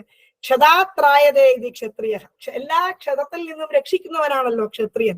അങ്ങനെയുള്ള ക്ഷത്രിയനെ, മറ്റുള്ളവരെ രക്ഷിക്കുന്ന ക്ഷത്രിയൻ എങ്ങനെയാ ഇങ്ങനെ ധൈര്യം പോയ ഒരു അധൈര്യവതിയാകുന്നത് എന്നൊക്കെ അമ്മയോട് ചോദിക്കുകയാണ്. ഇങ്ങനെ പിന്നെ എന്തിനാണ് അങ്ങ് പേടിക്കുന്നത്, അങ്ങൊരു ക്ഷത്രിയ സ്ത്രീ അല്ലേ എന്ന് അമ്മയോട് ചോദിച്ചു. പക്ഷെ മകനെ ആശീർവദിച്ച് അമ്മയും കൂടി മകന്റെ കൂടെ അങ്ങോട്ട് പോവുകയും പാർവതീ പാർശ്വയോ പാതു എന്ന് പറഞ്ഞിട്ട് ഇവരൊരു ഒരു ഒരു മനോഹരമായ ഒരു സ്തോത്രം അവിടെ ഭഗവതിയെ പ്രാർത്ഥിച്ചുകൊണ്ട് പാർവതീ പാർശ്വയോ പാതു ശിവാ സർവത്ര സാമ്പ്രതം വരാഹി വിഷമേ മാർഗേ ദുർഗാ ദുർഗേഷു കർഹിചിത് കാളികാ കലഹേ ഘോരേ തഥാ സൗമ്യാ സ്വയംവരേ ഭവാനി ഭൂപമധ്യേതു പാതു ത്വാം ഭവമോചിനി. ഓരോ സന്ദർഭത്തിൽ ഓരോ ദേവീ രൂപങ്ങൾ എങ്ങനെയാണ് രക്ഷപ്പെടുത്തട്ടെ രക്ഷപ്പെടുത്തട്ടെ എന്ന് നമ്മൾ ആരാധിക്കുന്ന എല്ലാ ദേവീ സങ്കല്പങ്ങളെയും ഏതേതെല്ലാം സന്ദർഭത്തിലാണ് ഈ എന്റെ മകന് തുണയായിട്ട് വരേണ്ടത് എന്നാണ്. ഭവാനി ഭൂപമധ്യേതു, രാജാക്കന്മാർ നടുക്ക് നിൽക്കുമ്പോ ഭവാനി നിന്നെ രക്ഷിക്കട്ടെ. പാതുത്വാം ഭവമോചിനി ഗിരിജാ ഗിരിദുർഗേഷു ചാമുണ്ടാ ചത്വരേഷു ച. ഗിരിദുർഗങ്ങൾ, അതായത് പർവ്വതത്തിന്റെ ശിഖരങ്ങളിൽ നിന്ന് രക്ഷിക്കട്ടെ ഗിരിജ. ചാമുണ്ട ചത്വരങ്ങളിൽ പ്രാകാരങ്ങളിൽ നിന്നെ രക്ഷിക്കട്ടെ. കാമകാ കാനനേഷ്വേവം രക്ഷതു ത്വാം സനാതനീ എന്നാണ്. വിവിധേ വൈഷ്ണവി ശക്തി അവതാത്വാം രഘുദ്വഹ എന്നാണ്. ഇങ്ങനെ ഭൈരവി ചരണേ സൗമ്യ ശത്രുണാം വൈ സമാഗമേ സർവദാ സർവദേശേഷു പാതുത്വാം ഭുവനേശ്വരി. ഇങ്ങനെ ഒരു മഹത്തായ പല സന്ദർഭങ്ങളിൽ ഓരോ ദേവീ സങ്കല്പങ്ങൾ നിന്നെ രക്ഷപ്പെടുത്തട്ടെ എന്ന് പറഞ്ഞുകൊണ്ട് ഒരു മഹത്തായ ഒരു സ്തുതി ഈ അമ്മ അവിടെ ജപിക്കുന്നുണ്ട്. ഇങ്ങനെയൊക്കെ സമാശ്വസിപ്പിച്ചുകൊണ്ട് ആശീർവദിച്ചുകൊണ്ട് അവര് മകനെ യാത്രയാക്കുകയും മകനോടൊപ്പം യാത്രയാവുകയും ചെയ്യുക. ഈ യാത്രക്ക് കാട്ടിലേക്ക്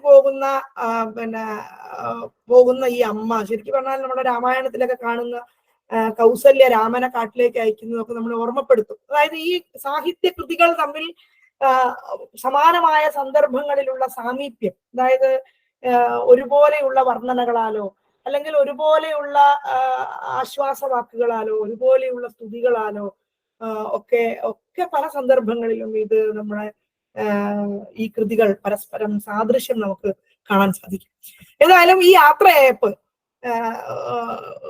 അമ്മയും മകനും കൂടി പോവുകയാണ്.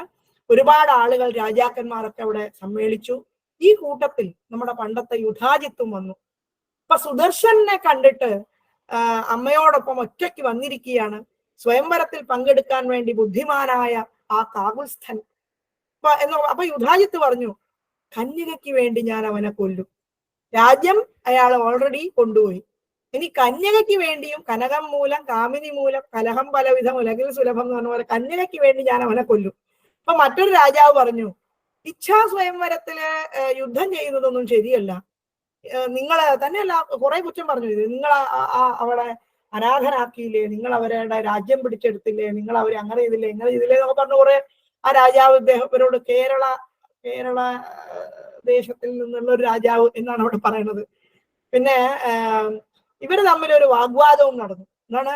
ബലം വേദോഹി വിപ്രാണാം. അപ്പൊ ഈ യുധാജിത്ത് പറയാണ്, ബലം വേദോഹി വിപ്രാണാം ഭൂഭുജാം ചാപജം ബലം. അതായത് വിപ്രന്മാരുടെ ശക്തി എന്ന് പറയുന്നത് വേദമാണ്. പിന്നെ ക്ഷത്രിയന്മാരുടെ ശക്തി എന്ന് പറയുന്നത് അവരുടെ വില്ലാണ്. പിന്നെ കിം അന്യായം മഹാരാജ ബ്രവീമ്യഹമിഹാധുന. എന്താണ് അന്യായമായിട്ടുള്ളത് മഹാരാജാവേ? ഞാനിപ്പോ പറഞ്ഞാൽ എന്താ തെറ്റ്? നമ്മളൊക്കെ ക്ഷത്രിയരാണ്, നമുക്കെന്താ ബലം പ്രയോഗിച്ചിട്ട് ഈ കന്യകയെ എടുക്കാൻ പറ്റില്ലേ? എന്തിനാ അങ്ങനെ പറ്റില്ല എന്ന് പറയാൻ കാരണം? ഇങ്ങനെ രാജാക്കന്മാർ തമ്മില് അങ്ങോട്ടും ഇങ്ങോട്ടും വിവാദമൊക്കെ ഉണ്ടായി. അപ്പൊ സുബാഹു, കാശി രാജാവ്, ഇവരുടെ സഭാമധ്യത്തിലേക്ക് അവരൊക്കെ കൂടി വിളിച്ചുകൊണ്ട് വന്നു. എന്നിട്ട് അദ്ദേഹത്തോട് ചോദിച്ചു, കാശി രാജാവിനോട് ചോദിച്ചു, കിം തേ ചികീർഷിതം രാജൻ തദ് വദസ്വ സമാഹിതഃ എന്നാണ്. പുത്ര്യാ പ്രദാനം കസ്മൈ തേ രോചതേ നൃപചേതസി എന്നാണ്. അതായത് എന്താണ് രാജാവെ അങ്ങ് ചെയ്യാൻ ഉദ്ദേശിക്കുന്നത്? പിന്നെ ആർക്കാണ് അങ്ങയുടെ പുത്രിയെ കൊടുക്കാൻ ആഗ്രഹിക്കുന്നത്? അങ്ങയുടെ മനസ്സിൽ എന്ത് വിചാരമാണുള്ളത് എന്നൊക്കെ ചോദിക്കുകയാണ്. അപ്പൊ സുബാഹു പറഞ്ഞു, പുത്രിയാമേ മനസാ കാമം വൃതഃ കില സുദർശനഃ മയാ നിവാരിതോത്യർത്ഥം നസാ പ്രത്യേതിമേ വചഃ എന്നാണ്. അതായത് എന്റെ പുത്രി മനസാ സുദർശനെ വരിച്ചിരിക്കുകയാണല്ലോ, ഞാൻ ഒരുപാട് തടഞ്ഞു, പക്ഷെ അവൾ എന്റെ വാക്ക് തള്ളിക്കളയുകയാണ്. ഞാൻ എന്താണ് ചെയ്യേണ്ടത് എന്ന് ചോദിച്ചു. ഇങ്ങനെ സമ്പന്നന്മാരായിട്ടുള്ള രാജാക്കന്മാരെല്ലാവരും ചേർന്ന് സുദർശനെ വിളിച്ചു വരുത്തി. എന്നിട്ട് സുദർശനോട് ചോദിച്ചു, ആര് പറഞ്ഞിട്ടാ നീ ഇങ്ങോട്ട് വന്നത്? നിനക്ക് സൈന്യങ്ങളില്ല, മന്ത്രിമാരില്ല, ധനമില്ല, വലിയ ശക്തിയില്ല, മഹാമതയെ നീ പറയ്, നീ എന്തിനാണ് ഇങ്ങോട്ട് വന്നത് എന്ന് ഈ രാജാക്കന്മാര് സുദർശനെ വിളിച്ചു വരുത്തിയിട്ട് ചോദിച്ചു.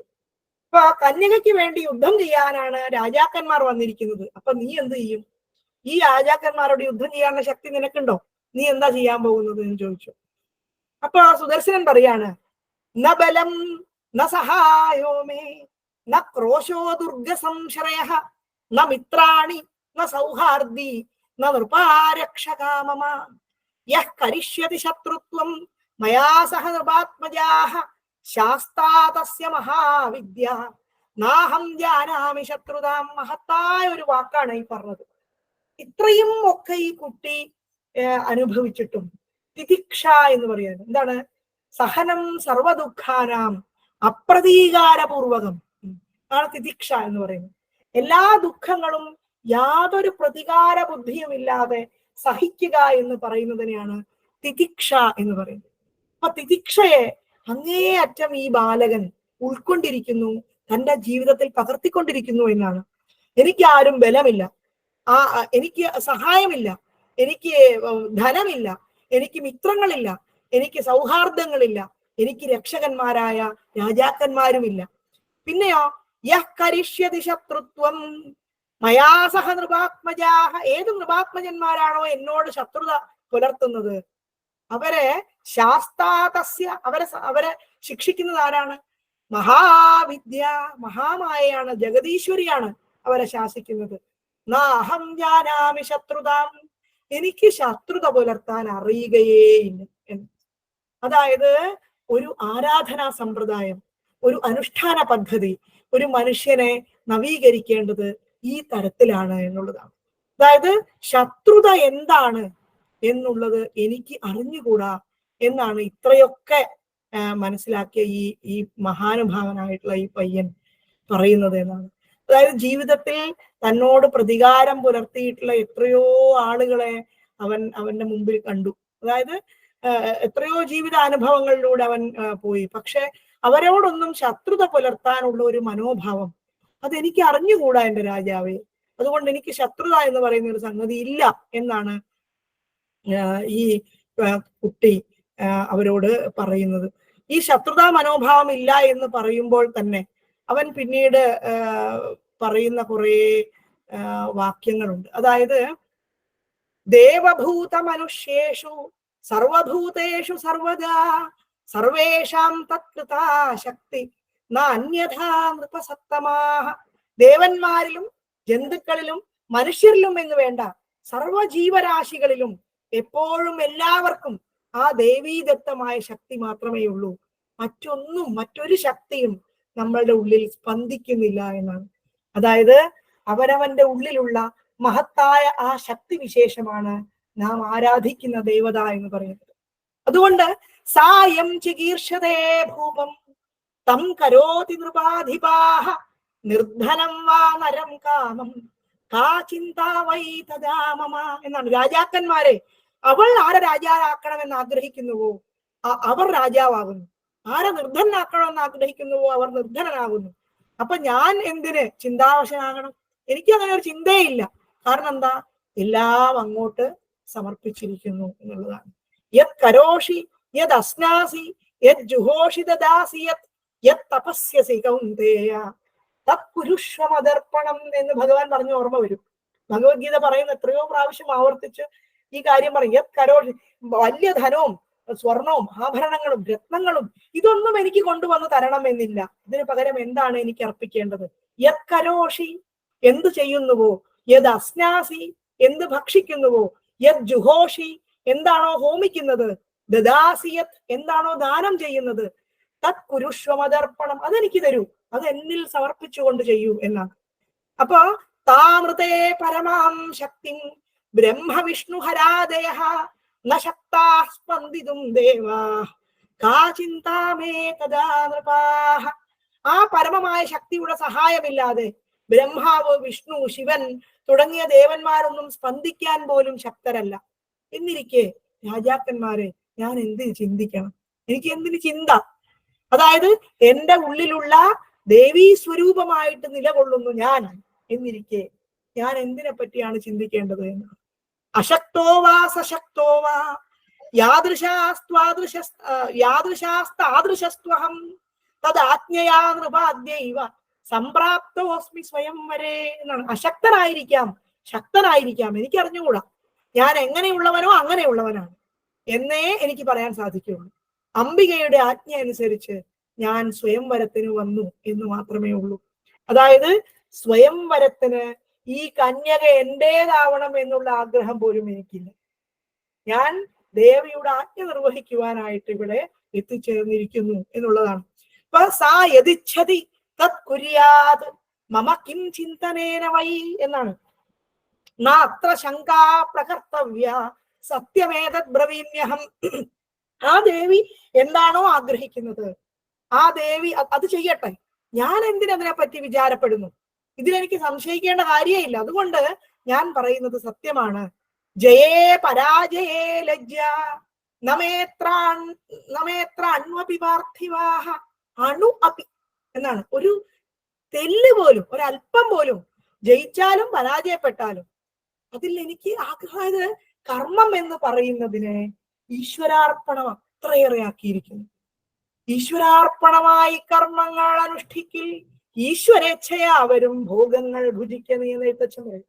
അതായത് രാജാക്കന്മാരെ, എനിക്ക് ജയത്തിലോ പരാജയത്തിലോ ഒരല്പം പോലും ലജ്ജയില്ല. ലജ്ജ ഭഗവതിക്ക് അധീനയായിരിക്കുന്നു. ഇതിലൊന്നും എനിക്ക് താല്പര്യമില്ല. അതാണ്. അതായത് ജയിച്ചാലും പരാജയപ്പെട്ടാലും എനിക്ക് ഒരുപോലെയാണ്. കാരണം അത് ഭഗവതിയുടെ ഇച്ഛയാണ് എന്നാണ്. അതുകൊണ്ട് ഞാൻ ആ ദേവിക്ക് അധീനനാണ്. ഇങ്ങനെ പറഞ്ഞുകൊണ്ട് സുദർശനൻ പറഞ്ഞതൊക്കെ ഇവര് കേട്ടു. നിശ്ചയ ബുദ്ധി മനസ്സിലാക്കിയ രാജാക്കന്മാർ അന്യോന്യം നോക്കിയിട്ട് പറഞ്ഞു, സത്യമുക്തം ത്വയാ സാധോ ന മിഥ്യാ കർഹിചിത് ഭവേത് എന്നാണ്. ഇങ്ങനെ ഒരിക്കലും നീ പറഞ്ഞ ശരി മിഥ്യയൊന്നും ആവില്ല എന്നൊക്കെ പറഞ്ഞ് അവര് പരസ്പരം പിന്നെ ഈ പറഞ്ഞതിനെയൊക്കെ അംഗീകരിച്ചു. പക്ഷേ ഇതൊക്കെ കേട്ടപ്പോ രാജാക്കന്മാരൊക്കെ സന്തുഷ്ടന്മാരായിട്ട് മാറി നിന്നു. പക്ഷേ നമ്മുടെ കക്ഷി ആരാണ്, പിന്നെ ഈ യുധാജിത്ത്, അദ്ദേഹത്തിന് യാതൊരു പ്രസന്നതയും ഒന്നും ഉണ്ടായില്ല എന്ന് മാത്രമല്ല പൂർവാധികം ഗംഭീരമായി ഇവനോടുള്ള ദേഷ്യം ഇങ്ങനെ വിറയ്ക്കാൻ തുടങ്ങി. രാജാക്കന്മാരുടെ അപ്പൊ ഇതൊക്കെ കേട്ടപ്പോൾ രാജാക്കന്മാരൊക്കെ സന്തുഷ്ടരായിട്ട് മാറി നിൽക്കുകയും രാജാക്കന്മാർ മുഴുവൻ ഇനി എന്താണ് സംഭവിക്കാൻ പോകുന്നത്, അവളുടെ വരവ് പ്രതീക്ഷിക്കാം. മണ്ഡപത്തിൽ വാദ്യഘോഷങ്ങളൊക്കെ ഉണർന്നു. മകളോട് മാല കയ്യിലെടുക്കാൻ പിന്നെ രാജാവ് പറഞ്ഞു. അപ്പൊ പുത്രി അവിടുന്ന് ഒരു ധർമ്മ പ്രഭാഷണം പുത്രിയുടെ വക വീണ്ടും തുടങ്ങുകയാണ്. അച്ഛൻ നിസ്സഹായനായിട്ട് ഇങ്ങനെ നിൽക്കുകയാണ്. നാഹം ദൃഷ്ടിപഥേ രാജ്ഞാം ഗമിഷ്യാമി പിതഃ കില കാമുകാരാം നരേശാനാം ഗച്ഛന്ത്യന്യാശ്ചയോഷിതാം എന്നാണ്. അതായത്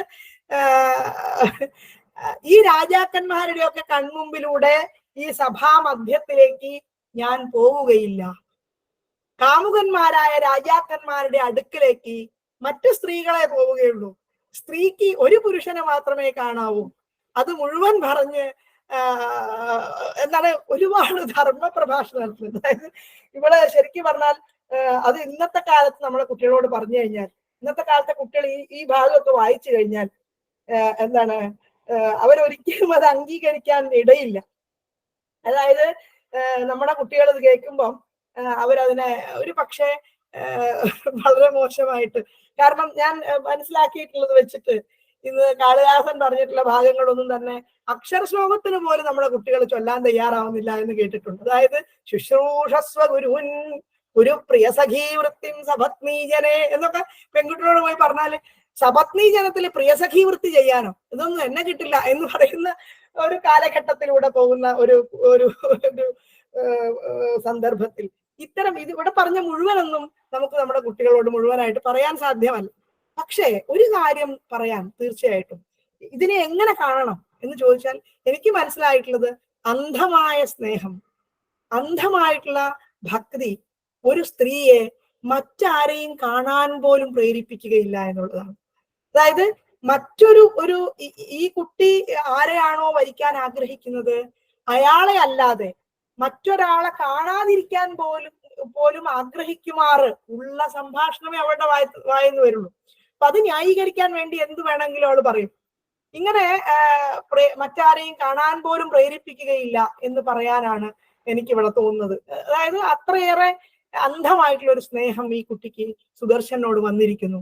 തന്നെയല്ല അവള് പറയാണ്, സുദർശനോ മയാ പൂർവം വൃതഃ സർവാത്മനാ പിതഃ തമൃതേന അന്യഥാ കർത്തും ഇച്ഛാമി നൃപസത്തമ എന്ന് അവൾ പറഞ്ഞിട്ട് അവൾ അങ്ങോട്ട് അവസാനിപ്പിച്ചു. അവനെ അല്ലാതെ വേറെ ഒന്നും എന്നോട് പറയണ്ട, അവനെ അല്ലാതെ മറ്റൊരാളെയും ഞാൻ വരിക്കാൻ തയ്യാറല്ല. ഞാൻ ഈ രാജാക്കന്മാരുടെ മുമ്പിലേക്കോട്ട് പോവില്ല. സുബാഹു പെട്ടു, അതായത് കാശി രാജാവ് പെട്ടു. ഇനി എന്ത് ചെയ്യും എന്ന് ആലോചിച്ചിട്ട് ദുഷ്ടബുദ്ധികളായിട്ടുള്ള ഈ രാജാക്കന്മാർ അല്ലെങ്കിൽ തന്നെ യുദ്ധത്തിന് തയ്യാറായിട്ട് നിൽക്കുകയാണ്. ഇവൾ സ്വയംവരത്തിന് വരുന്നില്ല എന്ന് കൂടി പറഞ്ഞാൽ ഇവരെല്ലാം കൂടി എന്നെയും കൂടി കൊല്ലും. അപ്പൊ സുബാഹു രണ്ടും കൽപ്പിച്ച് രാജാക്കന്മാരോട് പോയിട്ട് പറഞ്ഞു, കിം കർത്തവ്യം നൃപാ കാമം നൈതിമേ മണ്ഡപേ സുതാ ബഹുശ പ്രേര്യമാണാപി സാ മാത്രാപി മയാപി ച. ഞാനും അവളുടെ അമ്മ ഒരുപാട് പറഞ്ഞു നോക്കി, മണ്ഡപത്തിലേക്ക് വരാൻ പോലും എന്റെ മകൾ തയ്യാറാകുന്നില്ല. അതുകൊണ്ട് മൂർധനാപതാമിപാദേശു, ഞാൻ തല കുത്തി നിങ്ങളുടെയൊക്കെ കാൽക്കൽ വീണ് പ്രണമിക്കുകയാണ്. എന്താണ്? രാജ്ഞാം ദാസോസ്മി സാമ്പ്രതം, ഞാൻ നിങ്ങളുടെ ദാസനാണിപ്പോ. പൂജാധികം ഗൃഹീത്വ അദ്യ വ്രജന്തു സദനാനിവ, എന്റെ പൂജ സ്വീകരിച്ചുകൊണ്ട് നിങ്ങൾ ദയവ് ചെയ്ത് നിങ്ങളുടെ വീട്ടിലേക്ക് തിരിച്ചു പോകണം എന്ന് പറഞ്ഞു. തന്നെയല്ല, ദദാമി ബഹുരത്നാനി വസ്ത്രാണി ജഗജാൻ രഥാൻ ഗൃഹീത്വ അദ്യ കൃപാം കൃത്വ വ്രജന്തു ഭവനാന്യുത എന്നാണ്. അതായത് ഞാൻ നിങ്ങൾക്ക് ഒരുപാട് രത്നങ്ങൾ തരാം, വസ്ത്രങ്ങൾ തരാം, ഗജങ്ങളെ തരാം, രഥങ്ങളെ തരാം, ഇതെല്ലാം സ്വീകരിച്ചുകൊണ്ട് നിങ്ങൾ നിങ്ങളുടെ വീട്ടിലേക്ക് ദയവ് ചെയ്ത് തിരിച്ചു പോകണം എന്ന് പറഞ്ഞ് പലതും പറഞ്ഞ് ഇദ്ദേഹം കാൽക്കൽ വീണ് എന്നെ അനുഗ്രഹിക്കണം, എന്റെ പുത്രിയെ നിങ്ങളും നിങ്ങളുടെ പുത്രിയെ പോലെ വിചാരിക്കണം എന്നൊക്കെ കേട്ട് ഈ യുധാജിത്ത് ഈ കാശി രാജാവ് ഇവരോട് കാശി രാജാവായ സുബാഹു ഇവരുടെ കാൽക്കൽ വീണ് പറഞ്ഞു. ഇത് കേട്ട് യുധാജിത്ത് കണ്ണ് ചുവന്നിട്ട് പറഞ്ഞു, രാജൻ മൂർഖോസി കിം ബ്രൂഷേ കൃത്വാ കാര്യം സുനിശ്ചിതം സ്വയംവര കഥം മോഹാത് രചിത സംശയേ സതി. അയാൾ ചോദിക്കണം, അതായത് രാജാവേ അങ്ങ് മൂർഖനാണ്, കേവലം നിന്ദ്യമായിട്ടുള്ള ഈ പണി ചെയ്തിട്ട് ഇപ്പോൾ എന്താണ് ഈ പറയണത്? മകൾ സമ്മതിക്കുന്നില്ല എന്നാണ് അങ്ങ് പറയുന്നത്. സംശയം ഉണ്ടായിരുന്നുവെങ്കിൽ മോഹത്തോടെ എന്തിനാണ് സ്വയംവരം നിശ്ചയിച്ചത്? പുത്രി എന്റെ ദൗഹിത്രന നൽകണം, എന്റെ ബന്ധുവാക്കണം എന്നൊക്കെ അയാൾ ഇദ്ദേഹത്തോട് പറയുകയും, കുലം വിത്തം ബലം രൂപം രാജ്യം ദുർഗം സുഹൃജനം ദൃഷ്ട്വാ കന്യാ പ്രദാതവ്യ അന്യഥാ സുഖമൃച്ഛതി എന്നാണ്. അതായത് കുലവും വിത്തവും പൈസയും ബലവും രൂപവും രാജ്യവും ഇതൊക്കെ നോക്കിയിട്ട് വേണം മകളെ കല്യാണം കഴിച്ചു കൊടുക്കാൻ, അല്ലാതെ ഏതെങ്കിലും ഒരാൾക്ക് കല്യാണം കഴിച്ചു കൊടുക്കാൻ പാടില്ല എന്ന് ഈ യുധാജിത്ത് രാജാവിനോട് പറയാം. ഇങ്ങനെ പലതരത്തിൽ അയാൾ ഇദ്ദേഹത്തെ, ഞാൻ അങ്ങയെയും കൊല്ലും, മകനെയും കൊല്ലും, മകളെയും കൊല്ലും, എല്ലാവരെയും കൊല്ലും, അതുകൊണ്ട് നിർബന്ധമായിട്ടും എന്റെ മകളുടെ മകന് ഇവിടെ കല്യാണം കഴിച്ചു തരണം, അങ്ങ് എന്താന്ന് വെച്ചാൽ ആലോചിച്ചിട്ട് പറയൂ എന്ന് പറഞ്ഞു. ഇങ്ങനെ പക്ഷെ രാജാവ് തിരിച്ചു വന്നിട്ട് പുത്രിയോട് പറഞ്ഞു, എനിക്ക് ഒന്നും ചെയ്യാൻ പറ്റില്ല, ഞാനിപ്പോ നിനക്ക് അധീനയാണ്, അതുകൊണ്ട് സുദർശനെ വിവാഹം കഴിച്ചാൽ നിന്നെയും അവൻ കൊല്ലും, ആരെ? യുധാജിത്ത്. അപ്പൊ അതുകൊണ്ട് പക്ഷെ ഇതൊക്കെ കേട്ടിട്ടും ദേവി ഉപാസനയായിട്ടുള്ള ഈ സ്ത്രീ നിർഭയായിട്ട് പറഞ്ഞു, സുദർശനെ അല്ലാതെ മറ്റാരെയും ഞാൻ വരിക്കില്ല, എന്നെ സുദർശന് നൽകി ഈ നഗരത്തിന് പുറത്തെത്തിക്കും, അതിനുശേഷം തേരിലേറ്റ് ഞാൻ അവിടുന്ന് എങ്ങനെയും പുറത്തു പോയിക്കൊള്ളാം, എന്താണോ ഭവിക്കേണ്ടത് അത് ഭവിക്കുക തന്നെ ചെയ്യും. രാജാവ് പലതരത്തിൽ ഉപദേശിച്ചു, ഒരു രക്ഷയും. പക്ഷേ ഇവള് പറയുന്നത് എന്താണെന്നറിയോ? ഭവിഷ്യതി തഥാ ദേവി സാഹായം നഃ കരിഷ്യതി സോപി രാജസുതൈസ്തു സംഗ്രാമം സംവിധാസ്യതി എന്നാണ്. രാജാവും, അതായത് ഞങ്ങളുടെ സഹായത്തിന് ദേവി ഉണ്ടായിരിക്കും, അതുകൊണ്ട് രാജസുതന്മാരോടൊക്കെ അദ്ദേഹവും യുദ്ധം ചെയ്തോളും. അപ്പൊ രാജാവും വിശ്വാസത്തോടു കൂടി ഇവളെ എന്ത് പറഞ്ഞിട്ട് ഒരു രക്ഷയില്ലാന്ന് കണ്ടിട്ട് ഇത് തന്നെ ചെയ്യാൻ തീരുമാനിച്ചു. ഇങ്ങനെ പുത്രിയുടെ വിവാഹം നാളെ നടത്തും എന്ന് രാജാവ് രാജാക്കന്മാരോട് പറയുകയും അവൾ മണ്ഡപത്തിൽ വരാൻ തയ്യാറാകുന്നില്ല, നാളെ വിവാഹം നടത്താം എന്നിങ്ങനെയൊക്കെ ഈ രാജാവ് ഇവളോട് പറയുകയും ചെയ്തു. അതായത് എന്നിട്ട് അവരൊക്കെ വളരെ പണിപ്പെട്ട് തിരിച്ചയച്ചു. പിറ്റേ ദിവസം വിവാഹം നടത്താന്ന് പറഞ്ഞു. ഇങ്ങനെ പിറ്റേ ദിവസം അന്ന് തന്നെ വളരെ ഗോപ്യമായ ഒരു സ്ഥലത്ത് വെച്ച് പുരോഹിതന്മാരെയൊക്കെ വെച്ച് ഇവരുടെ വിവാഹം സുദർശനുമായിട്ട് നടത്തുകയും അവിടെ ലാജഹോമം ഒക്കെ നടത്തുകയും ഈ കുതിരകളെ ബന്ധിച്ച 200 രഥങ്ങളും ഒക്കെ സുദർശന് നൽകി, ഒരുപാട് വിശിഷ്ടമായ സമ്മാനങ്ങൾ നൽകി.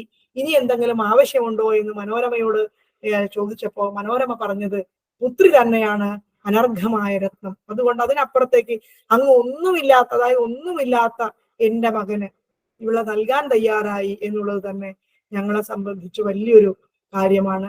ഞങ്ങൾക്ക് ഇവിടെ തന്നെ ഏറ്റവും വലിയ ധനമാണ്, ഇതിനപ്പുറത്തേക്ക് ഒന്നും ആഗ്രഹിക്കുന്നില്ല എന്നൊക്കെ പറഞ്ഞിട്ട് ഇവർ അവിടുന്ന് എങ്ങനെയെങ്കിലും ഇനി ഞങ്ങളുടെ വീട്ടിലേക്ക് പോകാൻ അനുവദിക്കണം എന്ന് പറഞ്ഞ് ഇവര് പോകാൻ തുനിഞ്ഞപ്പോൾ, അതായത്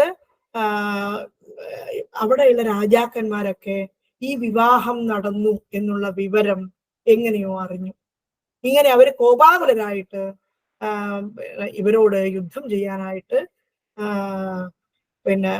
തിരിച്ചു വരികയാണ്. അപ്പൊ പെട്ടെന്ന് അവിടെ പെരുമ്പറയുടെ ശബ്ദവും ഒക്കെ കേൾക്കുകയും ഈ രാജാക്കന്മാരുടെ വരവ്, കാശീപതിയായിട്ടുള്ള സുബാഹു കന്യകയുടെ വിവാഹമൊക്കെ വിധിപ്രകാരം നടത്തി കൊടുത്തു എന്നൊക്കെ അവിടെ അങ്ങോട്ട് പ്രസിദ്ധി ആർജിക്കുകയും ഈ കന്യക രാജകുമാരനെ വരിച്ചു കഴിഞ്ഞു എന്നുള്ള സത്യം ഈ രാജാക്കന്മാർ മനസ്സിലാക്കുകയും ഒക്കെ ചെയ്തപ്പോ ഇവരുടെ പിന്നാലെ ഈ രാജാക്കന്മാർ യുദ്ധത്തിന് വന്നപ്പോൾ ഇവരുടെ സംരക്ഷകനായിട്ട് കാശിരാജാവിന് നിന്നേ പറ്റുള്ളൂ.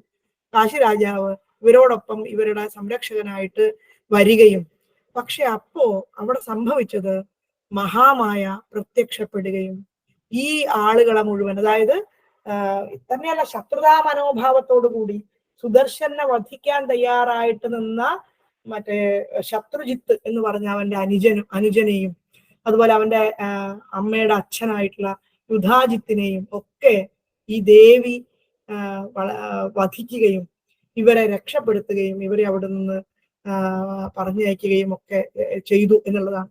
അതായത് ഈ വിഷയത്തിൽ എന്താണ് നമ്മൾക്ക് പറയാനുള്ളത് എന്ന് ചോദിച്ചാൽ, ഒരു മനുഷ്യന്റെ ജീവിതത്തിൽ എപ്പോഴാണോ എന്ത് സന്ദിഗ്ധമായ ഘട്ടത്തിലും അയാളുടെ ഉപാസനമായിരിക്കുന്ന അയാളുടെ മന്ത്രം അയാൾക്ക് താനെ, അതായത് പാകപ്പെടുമ്പോൾ ഈ മന്ത്രം അയാളുടെ അടുത്ത് എത്തിച്ചേരുകയും ഈ മന്ത്രത്തെ സാക്ഷാത്കരിക്കുന്ന ഒരു മനുഷ്യനെ സംബന്ധിച്ച് അയാളുടെ ഉപാസനാ മൂർത്തി ആരാവട്ടെ, ഇവിടെ ദേവി രൂപത്തിലുള്ള ഉപാസനാമൂർത്തി അദ്ദേഹത്തെ അവരെ രക്ഷപ്പെടുത്തുകയും ചെയ്യും.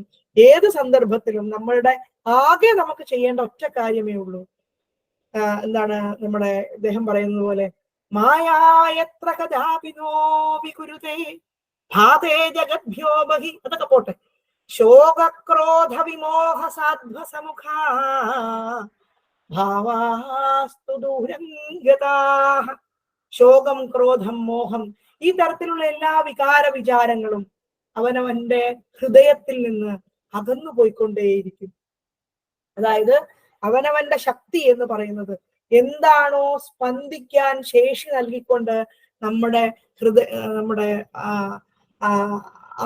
എന്താണ് അന്തര്യാമിയായിട്ടിരിക്കുന്ന ആ ഒരു ബോധസ്വരൂപം, ബോധവസ്തു, അതാണ് ഒരു മനുഷ്യന് എല്ലാ തരത്തിലുള്ള എല്ലാ പ്രകാരത്തിലുമുള്ള സംരക്ഷണത്തിലൂടെ നിലനിർത്തുന്നത് എന്നുള്ളതാണ്.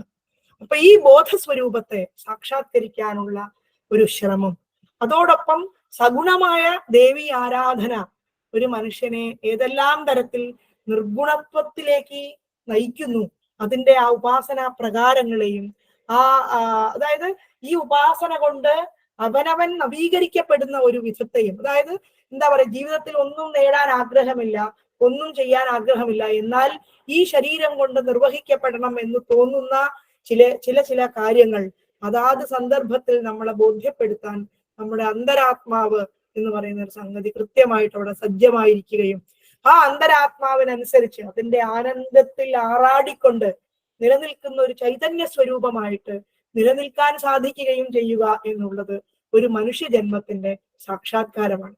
ശങ്കരാചാര്യരോട് പോലും അദ്ദേഹത്തിന്റെ ഗുരുനാഥൻ അങ്ങ് ആരാണ് എന്ന് ചോദിച്ചപ്പോൾ അദ്ദേഹം പറഞ്ഞത്, ന ഭൂമിർ ന തോയം ന തേജോ ന വായു ന ഖംനേന്ദ്രിയം വാ ന തേഷാം സമൂഹ അനേകാന്തികത്വാത് സുഷുപ്തൈക സിദ്ധ തദേകോ വശിഷ്ട ശിവ കേവലോഹം എന്നാണ്. അതായത് ശരീരം എന്ന് പറയുന്നത് ഉണ്ടാക്കിയിരിക്കുന്നത് എന്താണ്? നമ്മളൊക്കെ അഹങ്കരിക്കുന്നത് ഈ ശരീരം എന്ന് പറയുന്ന പഞ്ചഭൂത നിർമ്മിതമായ ഈ സാധനത്തിലാണ്. പക്ഷെ പഞ്ചഭൂത നിർമ്മിതമായ ഈ സാധനത്തെ ഇവിടെ ഉപേക്ഷിച്ചുകൊണ്ട് എന്തോ ഒന്ന് നമ്മളുടെ മരണത്തിൽ കടന്നു പോകുന്നു. ആ എന്തോ ഒന്ന് എന്തായിരിക്കും? ആ എന്തോ ഒന്നിനെ പ്രാണൻ എന്ന് നമ്മൾ വിളിക്കുന്ന ജീവാത്മാവ് ഒരു പരമാത്മ സ്വരൂപത്തിന്റെ അംശമാണ് എന്ന് ഗ്രഹിക്കാനുള്ള ഒരു ഉപാധി മാത്രമാണ് ഈ ശരീരം എന്ന് പറയുന്നത്. ഓരോ ദിവസവും ഈ ശരീരത്തിനുള്ളിൽ അടങ്ങിയിരിക്കുന്ന ആ ബോധസ്വരൂപത്തെ എല്ലാ മനുഷ്യരും അനുഭവിക്കുന്നു സുഷുപ്തി എന്ന് പറയുന്ന ആനന്ദമയമായ മുഹൂർത്തത്തിൽ. ഈ സുഷുപ്തി അനുഭവിക്കുന്ന ഒരു മനുഷ്യനെ സംബന്ധിച്ച്, അതായത് നമ്മള് ഉറങ്ങാൻ കിടന്നു, ജാഗ്രത് സ്വപ്ന സുഷുപ്തി, ആ സുഷുപ്തി അവസ്ഥയിൽ ജ്യോത്സ്ന എന്ന് പറയുന്നതില്ല, നമ്മൾ എവിടെയാണ് കിടക്കുന്നത് എന്നില്ല, നമ്മൾ എനിക്ക് മക്കളുണ്ട് എന്നില്ല, ഭർത്താവുണ്ട് എന്നില്ല, ഈ കിടക്കുന്ന എന്താണ് വീടോ അല്ലെങ്കിൽ ഈ സംഭവങ്ങളോ ഒന്നും എന്റെ ഓർമ്മയിൽ വരുന്നില്ല. പക്ഷേ പിറ്റേന്ന് രാവിലെ എഴുന്നേറ്റ് സുഖമായിട്ട് ഞാൻ ഉറങ്ങി എന്ന് ഞാൻ പറയുന്നുണ്ടെങ്കിൽ എവിടെയായിരുന്നു ആ സുഖം? ഈ അനുഭവിക്കുന്ന സുഖം എന്ന് പറയുന്ന എവിടെയായിരുന്നു? സുഖം അനുഭവിച്ചു എന്ന് മനസ്സിലാക്കുന്ന ആരോ ഒരാൾ നമ്മിൽ ഉണർന്നിരുന്നു എന്നുള്ളതാണ്.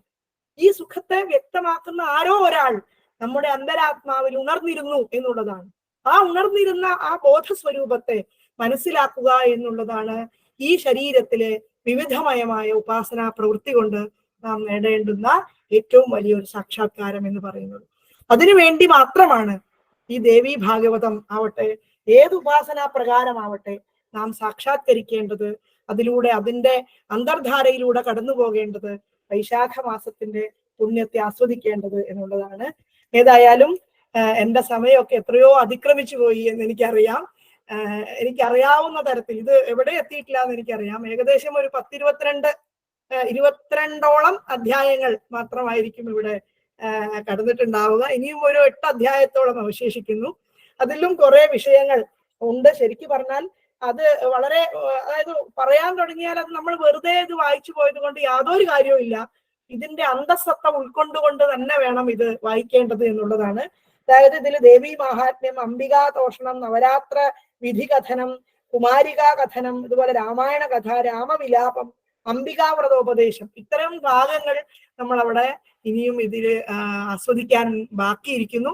പക്ഷെ എന്നാൽ പോലും പറഞ്ഞ ഭാഗം ഞാൻ വ്യക്തമായിട്ട് പറയാൻ ശ്രമിച്ചിട്ടുണ്ട്.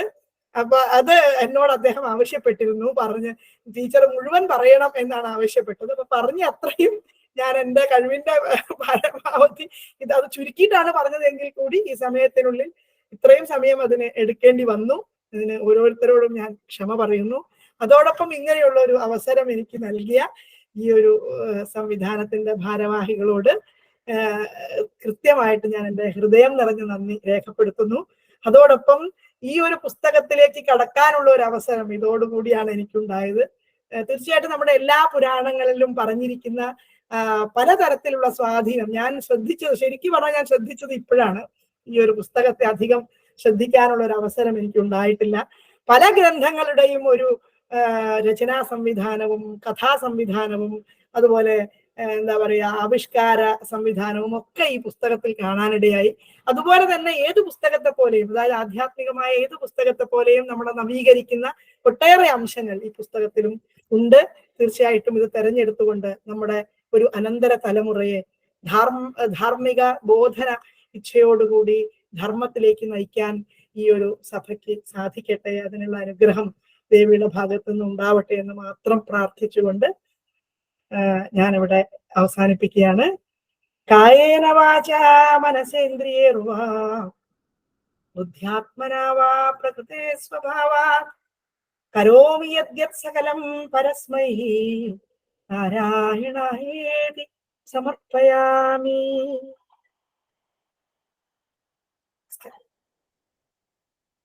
വളരെ സന്തോഷം ടീച്ചറെ, ഹൃദ്യമായ ഒരു അനുഭവം.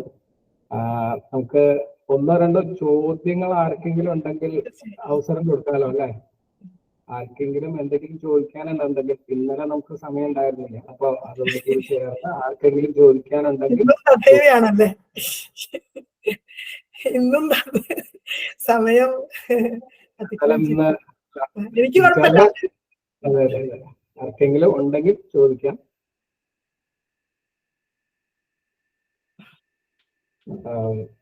ഞാൻ ഇന്ന് ആ ബ്രഹ്മാണ്ഡ പുരാണത്തിലെ ടീച്ചറുടെ പേരും കൂടി കണ്ടിട്ടുണ്ടായിരുന്നു. എല്ലാവരുടെയും സമക്ഷത്തിലേക്ക് നമ്മുടെ കേരളത്തിലെ മലയാളത്തിലെ 18 പുരാണങ്ങളും പരിഭാഷപ്പെടുത്തിയിട്ടുണ്ട്. 18 പുരാണം ഞാനല്ല കേട്ടോ, ഞാൻ ബ്രഹ്മാണ്ഡ പുരാണത്തിൽ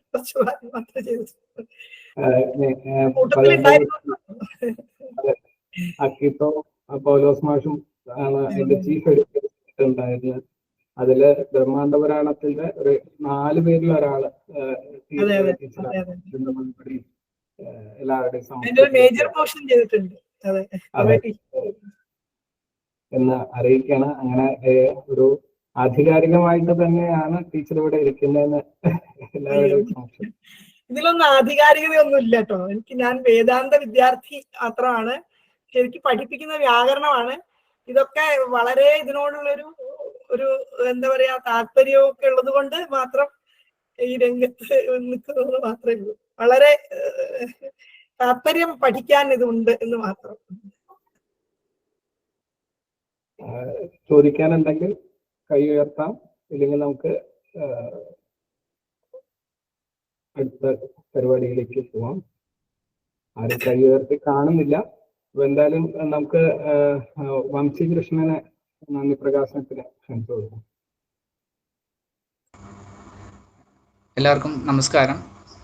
വൈശാഖ മാസാചരണത്തിൻ്റെ ഭാഗമായി അഖില കേരള തന്ത്രി സമാജവും ഉത്തരമേഖലാ ഘടകവും പൂജാ പഠനം പഠിതാക്കളും സംയുക്തമായി നടത്തുന്ന ദേവി ഭാഗവത സംസ്കൃത മൂലഗ്രന്ഥത്തെ ആസ്പദമാക്കി നടക്കുന്ന വെബിനാറിൽ ഈ കഴിഞ്ഞ 2 ദിവസങ്ങളിലും അതായത് 5-ാം ദിവസവും 6-ാം ദിവസവും നമ്മുടെ ക്ഷണം സ്വീകരിച്ചെത്തി നമുക്ക് അറിവ് പകർന്നു തന്നിട്ടുള്ള ശ്രീമതി ഡോക്ടർ ജ്യോത്സ്ന ജിക്ക് നന്ദി രേഖപ്പെടുത്തുന്നു. അതുപോലെ തന്നെ പുരാണ പാരായണത്തിലൂടെ ഗ്രഹിക്കേണ്ടതായ കാര്യങ്ങളും ഭൗതികമായ മോഹത്തിന് വേണ്ടി കാര്യങ്ങൾ ചെയ്യുന്നതും ചെയ്യാതിരിക്കുന്നതുമായ പരമായ സത്യവും, പിന്നെ വിശ്വാമിത്രൻ്റെയും വസിഷ്ഠൻ്റെയും കാമധേനുവിൻ്റെയും ഉദാഹരണം സംബന്ധിച്ച കഥകളൊക്കെ വളരെ സരളമായി രസകരമായി അവതരിപ്പിക്കുകയും പിന്നെ മനസ്സിൽ കളങ്കമില്ലാത്ത ഭക്തിയോടെ ദേവിയെ സ്തുതിക്കുന്നവർക്ക് അനുഭവത്തിൻ്റെ ഭാഗമാകുമ്പോൾ ഉണ്ടാകുന്ന കാര്യങ്ങൾ വളരെ ഹൃദ്യമായി സുദർശനൻ്റെയും ശത്രുജിൻ്റെയും കഥയിലൂടെ അവതരിപ്പിച്ച ശ്രീമതി ഡോക്ടർ ജ്യോത്സ്നയ്ക്ക് ഹൃദയംഗമമായ നന്ദി രേഖപ്പെടുത്തുന്നു. ഒപ്പം തന്നെ ഗുരുനാഥനായ ഹരിയേട്ടനും മുഖ്യ കോർഡിനേറ്ററായ ശ്രീരാമേട്ടനും ഈ മീറ്റിങ്ങിൽ ജോയിൻ ചെയ്തവർക്ക് എല്ലാവർക്കും ഞാൻ നന്ദി രേഖപ്പെടുത്തുന്നു. തുടർന്നുള്ള ദിവസങ്ങളിലും നിങ്ങളുടെ സാന്നിധ്യം പ്രതീക്ഷിച്ചുകൊണ്ട് ഞാൻ ഇവിടെ നിർത്തുന്നു. എല്ലാവർക്കും നന്ദി, നമസ്കാരം.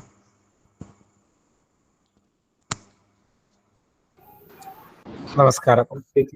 ഒരിക്കൽ കൂടി നമസ്കാരം ടീച്ചർ. നമസ്കാരം.